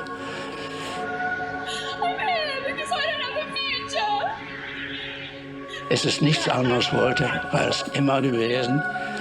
Den Menschen wird Angst gemacht, ne? Ohne Angst der Massen keine Bewegung der Massen, ne? Warum ist es gut für die Leute, an etwas zu glauben? Jeder Mensch kommt irgendwo mal, auf Deutsch gesagt, in die Scheiße, ne? Und dann geht es ihm ganz dreckig. Und wer oder was kann ihm helfen in der Zeit? Nichts anderes, nur noch der Glaube. Lieber Gott, hilf mir. Lieber Mohammed, hilf mir. Lieber Indianerhäuptling, hilf mir, ne? Alle wollen Hilfe haben, sie glauben also, ne? Wenn der Glaube aber im Menschen schon implantiert ist, damit er sich unter Umständen in Notzeiten an irgendetwas klammern kann, dann muss es auch möglich sein, in diesen Glauben zu missbrauchen. Ne? But for heaven's sake, don't kill this moment. Joe Biden promised to help avoid planet cooking, climate changing, fossil fuel suicide. We should speed things up in the transition to renewable energy. Und dies ist nichts weiter als das von der hierarchischen Struktur auf der Erde, die das erkannt haben oder dieses Wissen haben. Nicht? Es muss möglich sein, diese Geschichte zu verkaufen. Ne? Slow down climate change. Ein gigantisches Geschäft daraus zu machen. Denn aktuell regnet es zum Beispiel ganz im Süden Deutschlands. Hier zieht der Regen von West nach Ost. Es wird auf jeden Fall ein paar Flocken geben. Bevor ich damit weitermache, ein kurzer Einschub. Es gibt einen neuen Rekord beim Kohlendioxidgehalt der Atmosphäre. Wir brauchen nur noch die Zahler dafür. Nicht? Die Krankheit ist bekannt, die Klimakatastrophe. Ne? Und der Bacillus ist auch bekannt. CO2. Einer dramatischen Krise. Die Medikamente, die dagegen sind klar. Energie verteuern. Er wird teuer machen. Ne? High gas prices are driving electricity prices. Und unten muss es bezahlt werden. Ne?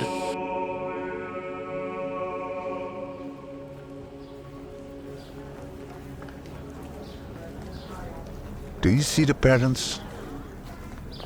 It's a mind game. They are masters in divide and conquer and ruling the servants by fear and deception. The spiritual state of the world is in confusion and chaos because we simply no longer understand who we are and where we once were. We've lost our genetic information in the ravages of time. An oak without roots will never be able to develop into a sturdy tree. But either way, we as humans will have to find a way to liberation. And we may find a solution closer to nature than we ever could imagine.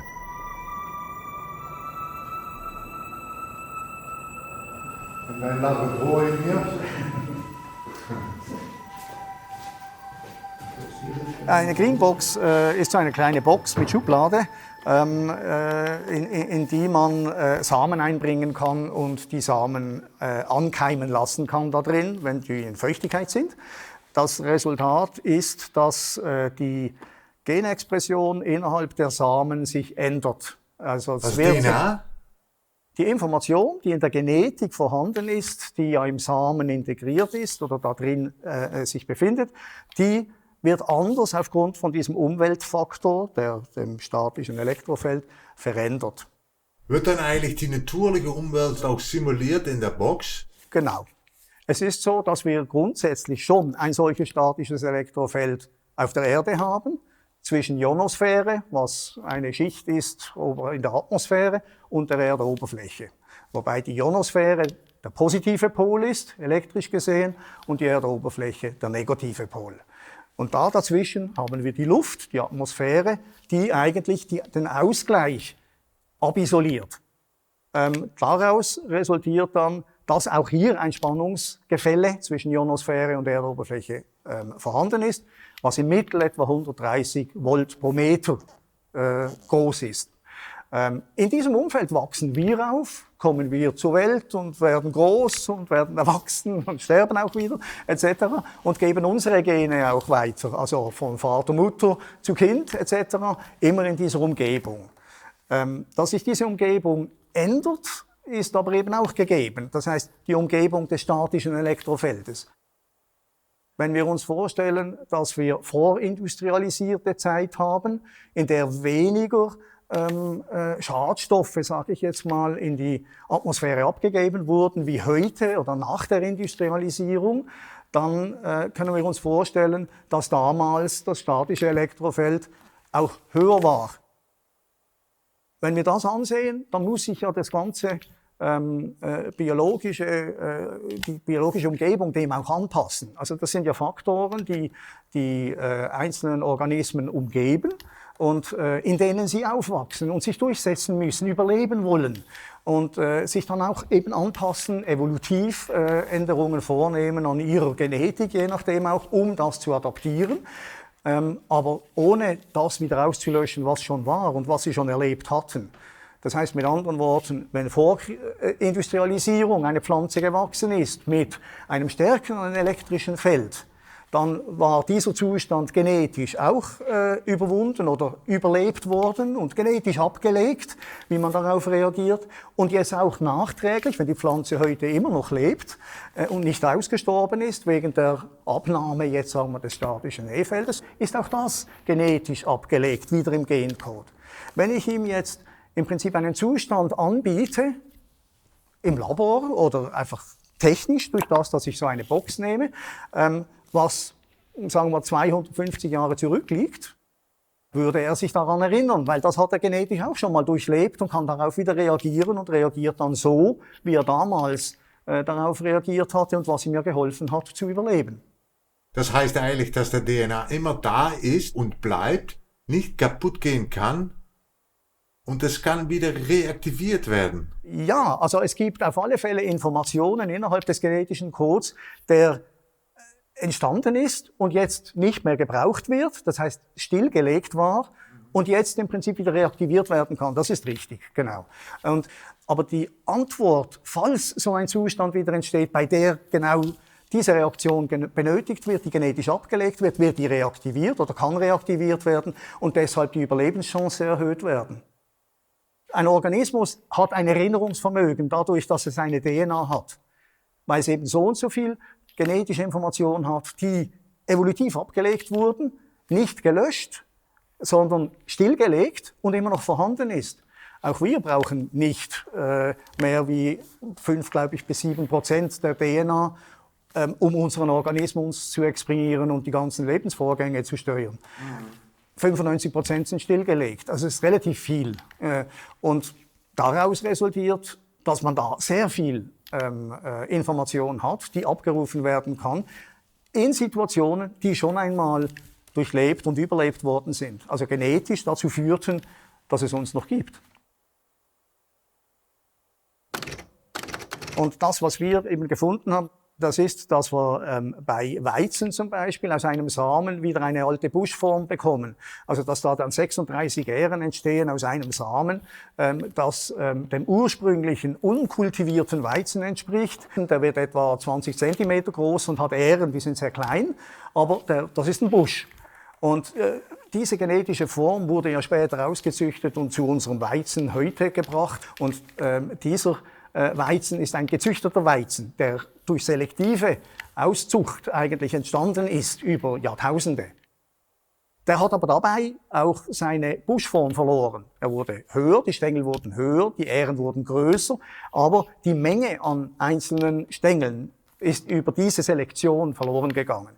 Nur wie können wir jetzt durch das statische E-Feld wieder eine Erinnerung hervorrufen, die an diesen Busch erinnert. Und man braucht weniger Fläche.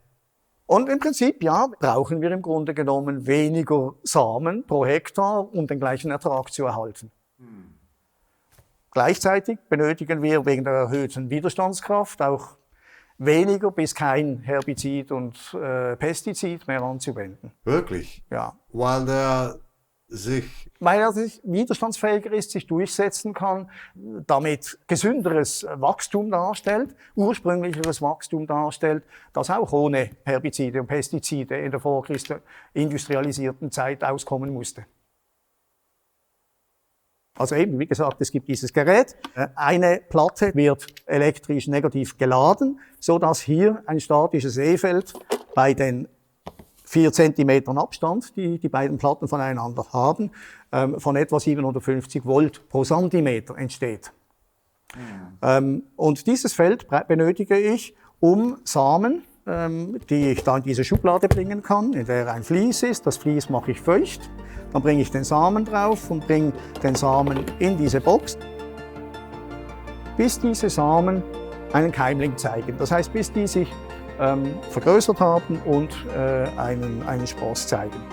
Dann nehme ich die raus, setze sie in einen Topf und das war's dann.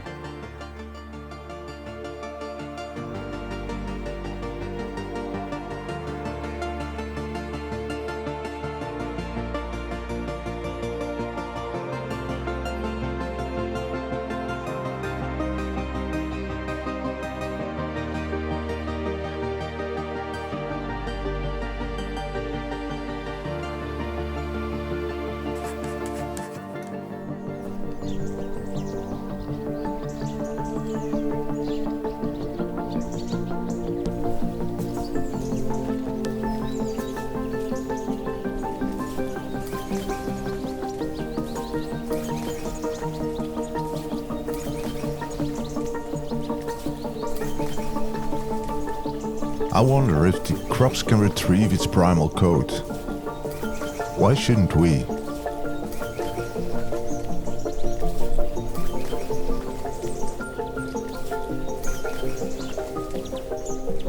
And even though we are so obediently programmed, we remain human, with a DNA that resists oppression, but it's merely lulled to sleep, lured into the matrix and adapted to the circumstances of obedience. But things are changing. When suppressed too much, DNA looks for a way out. Always.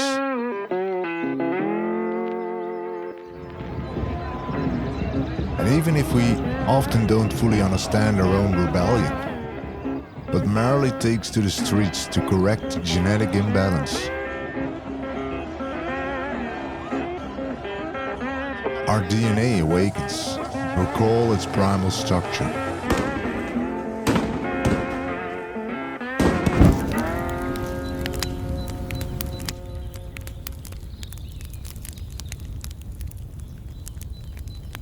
The cosmic gate might be opened already. We just have to go through it. But how? I don't know. But as the seed found its goat, so can we.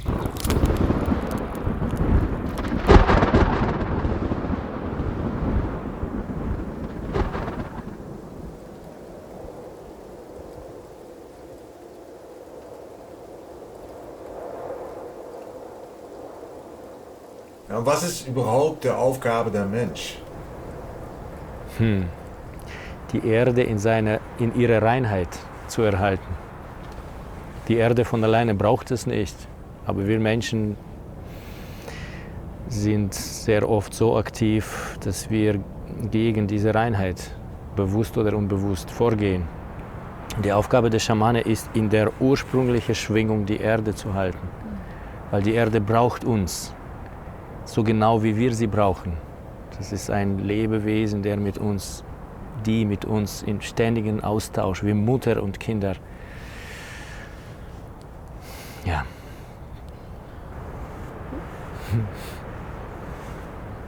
Ich weiß, es ist vor allem in den Medien wird extrem jetzt diese Zeit zu einer besonderen Zeit erklärt. Daraus wird fast ein eigenes Geschäft gemacht. Sprung der Erde, Übergang, die neue Erde, Bewegung. Und für mein Gefühl, ich kann nicht sagen, dass ich allwissend bin, aber ich kann spüren, was für mich fühlt sich das wie künstliche Konzept draufgesetzt. Also nicht, dass ich den Menschen diese Hoffnung auf etwas ganz Starkes, was passieren darf im Leben, damit wegnehmen möchte. Nur die suchen nicht richtig da, weil das alles passiert in uns innen.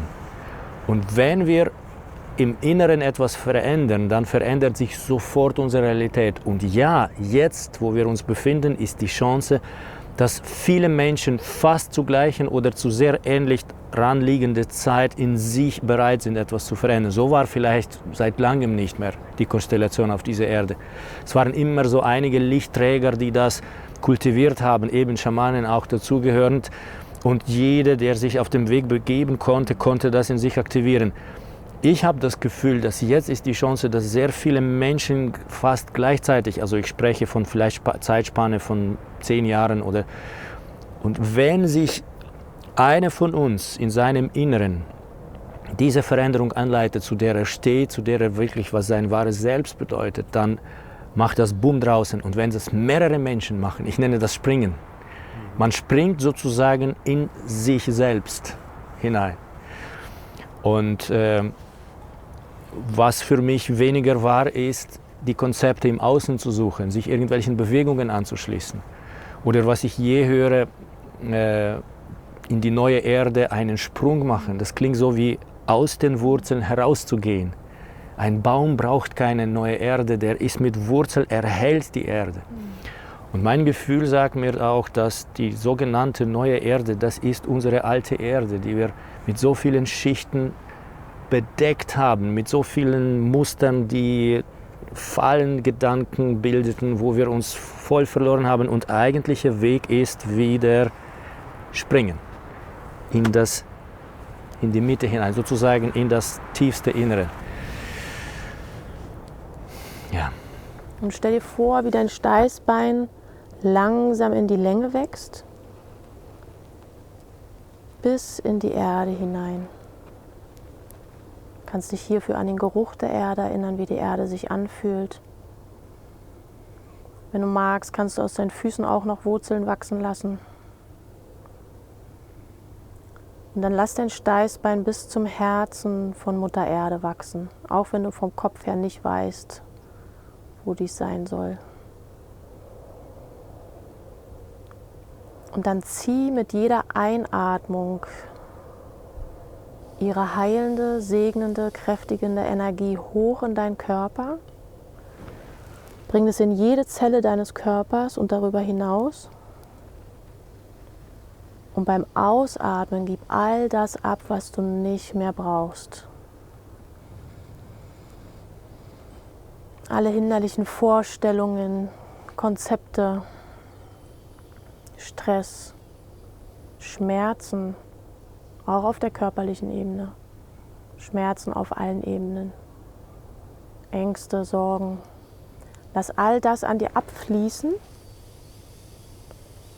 und abbröckeln und Mutter Erde wird all dies für dich aufnehmen und umwandeln und dir exakt die Energien jetzt zur Verfügung stellen, die du jetzt brauchst für deinen Weg.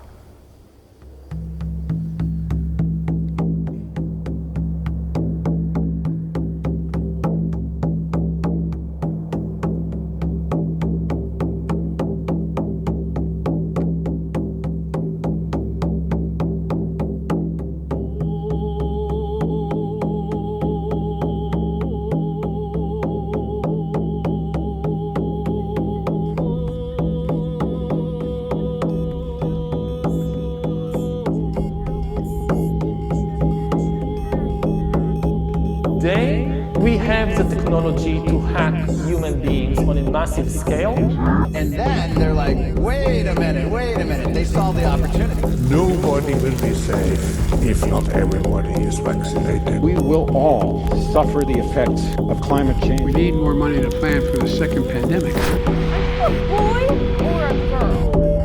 Saddam Hussein has rebuilt his chemical and biological weapons stock. US and UK invaded Iran. I believe in the non-binary God.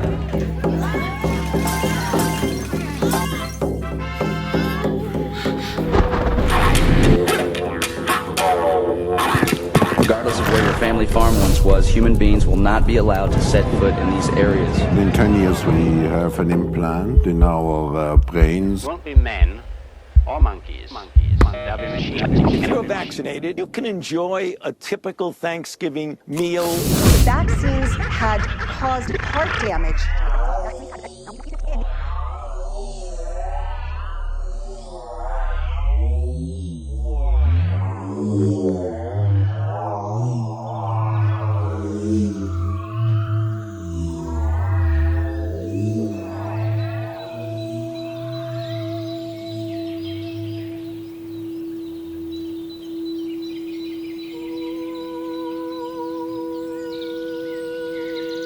For so long I was in a strange place.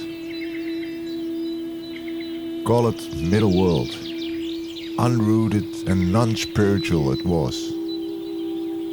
Culture, identity and responsibility were sacrificed for the greater good. But it was a hollow term, accepted through seduction and betrayal, designed to make history and identity disappear and to be swallowed up in the matrix of obedience. It's a game.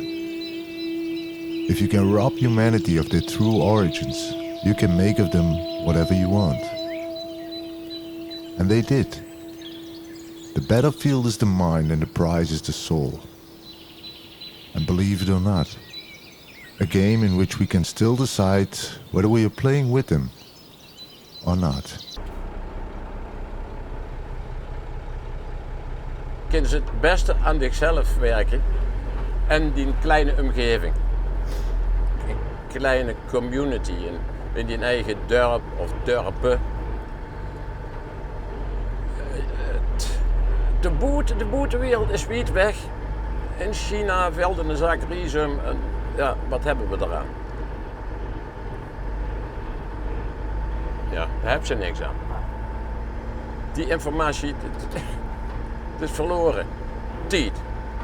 Absoluut niks. Maar ja, als er in de deur met een zak rhizum valt. Daar hebben we ook niks aan.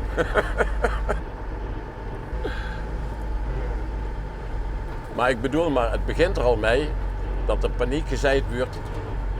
Dat er ergens, God weet waar in de wereld, iets gebeurd is wat totaal geen betekenis heeft. Niks. Het leidt dus af. Ja.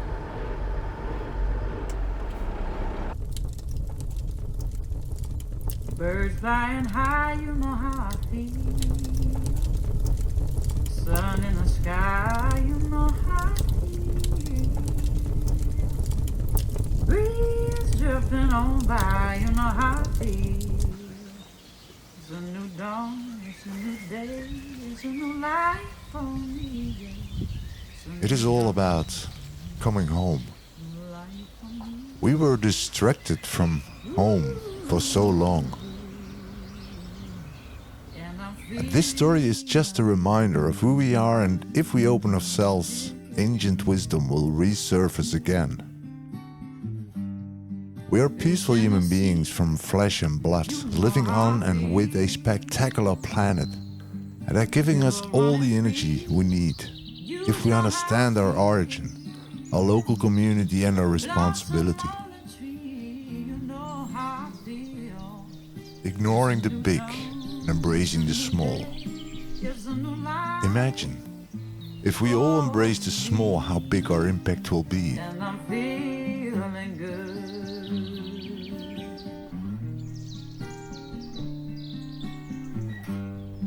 Dragonfly out in the sun, you know know what I mean, don't you know? So yes, the fertilizer companies can knock on my door because the copper wire keeps the Colorado beetle out. While just 50 meters away, the potato field without copper wire is a beetle's paradise. The reason plants start to have illness, right? They start to get like pests and bugs and things like that, is because the bugs and the pests are starting to come in to try to clean up the plant, right? The plant emits infrared and UV frequencies out, and these bugs start coming because the bugs can see these frequencies that are coming from the plant, which is on its way out, right? So what copper starts to do is it starts to restore that energetic principle, and that plant can be stronger and more resilient.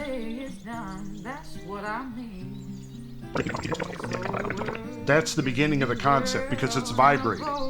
Everything vibrates at a frequency, and if you know that frequency, you can control things.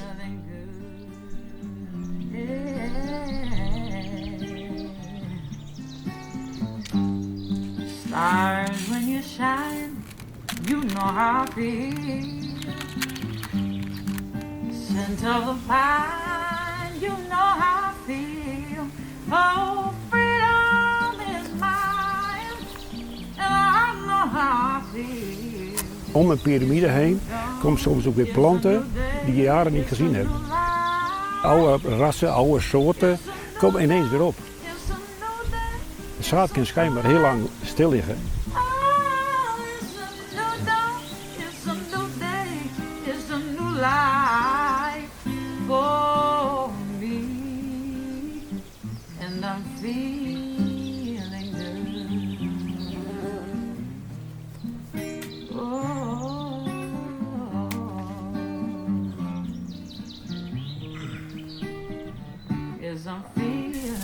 The only thing I'm worried about now is who is going to eat all this?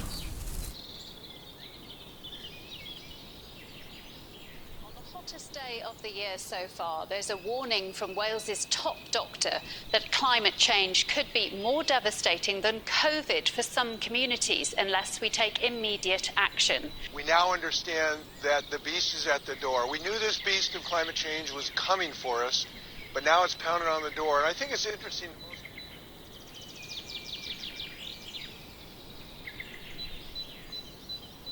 There's a rapid global increase of consciousness. And this is why there's this global manic attempt to depress and reduce our consciousness. Very important for all of us to know what happened. To come to terms with the truth of our past and say, wow, this is unbelievable.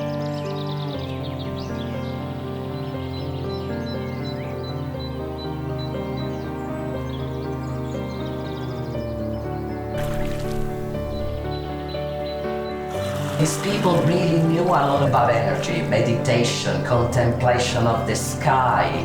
I think we got very far away from that point. We reach in this knowledge again. As we don't separate the body and the spirit, they were aware of that. They were in perfect contact with the sky. And we probably are, dust that came from the sky.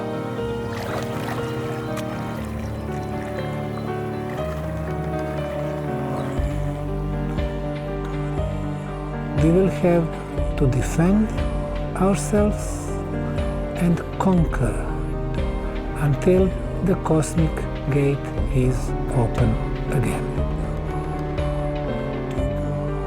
Our minds are currently challenged. Now it's the time where we decide either we stay disciplined, we stay strong, and exchange our slavish mentality for humanity,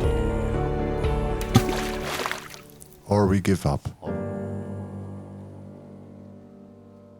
Letzte Nacht fiel in ganz Berlin und der Region der Strom aus. Die Türen blieben geschlossen und die Krankenhäuser mussten harte Entscheidungen treffen. Der Grund war eine Überlastung des Netzes durch zu viel erneuerbare Energie, für die die Netze noch nicht ausreichend.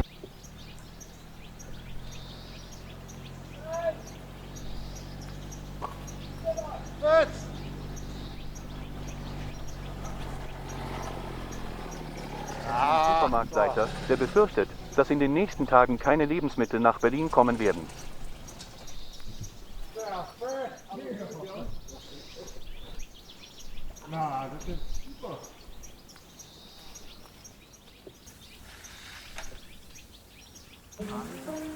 Na, super schön, dass ihr alle hier seid. Dankeschön, weil es für mich persönlich von großem Wert ist. Wir leben in einer turbulenten Zeit, wo ich mehr und mehr die Fragen gestellt habe, was ist eigentlich Menschsein? Wie sind wir? Wo kommen wir her? Was ist unser Ziel? Wie sieht unser gemeinsamer Horizont aus? Und eine Zeit der Krise gibt uns die Möglichkeit, uns die Fragen zu stellen, mal zurückzuschauen. Und dann stellst du einfach fest, dass wir die Verbindung zu diesen Antworten verloren haben. Weil die können wir nur in einem höheren Bewusstsein finden. Das Universum hat die Antworten, aber wir haben uns schwächen und ablenken lassen durch falsche Versprechen und Erzählungen. Dazu haben wir uns der Angst und die Verlockung falscher Sicherheit selber auch zugelassen, dass wir uns spalten lassen. Aber wie gesagt, eine Krise ist auch immer eine Zeit, wenn wir für die Wahl gestellt werden. Dass wir uns entscheiden können, unseren eigenen Weg zu wählen, um unsere Kulturunabhängigkeit zu bewahren auf dem Weg nach die Antworten. Und ich glaube, der Weg dahin fängt ganz einfach an. Ich sitze hier mit 20 Leuten an einem Tisch und ich kann 1000 Gründen beargumentieren, was uns trennen kann. Und ich glaube, das ist auch wichtig zu wissen. Aber ich glaube, mehr wichtiger zu wissen, was uns verbinden kann. Und das ist heute den Tisch hier, mit Essen aus eigenem Garten. Solange wir hier an dem Tisch sitzen bleiben, ist das Chance groß, dass wir mit unserer Gruppe das Menschsein nicht verlieren. Und von dort aus die Kräfte und Energie zurückgewinnen, die durch den Zahn der Zeit einfach verloren gegangen sind.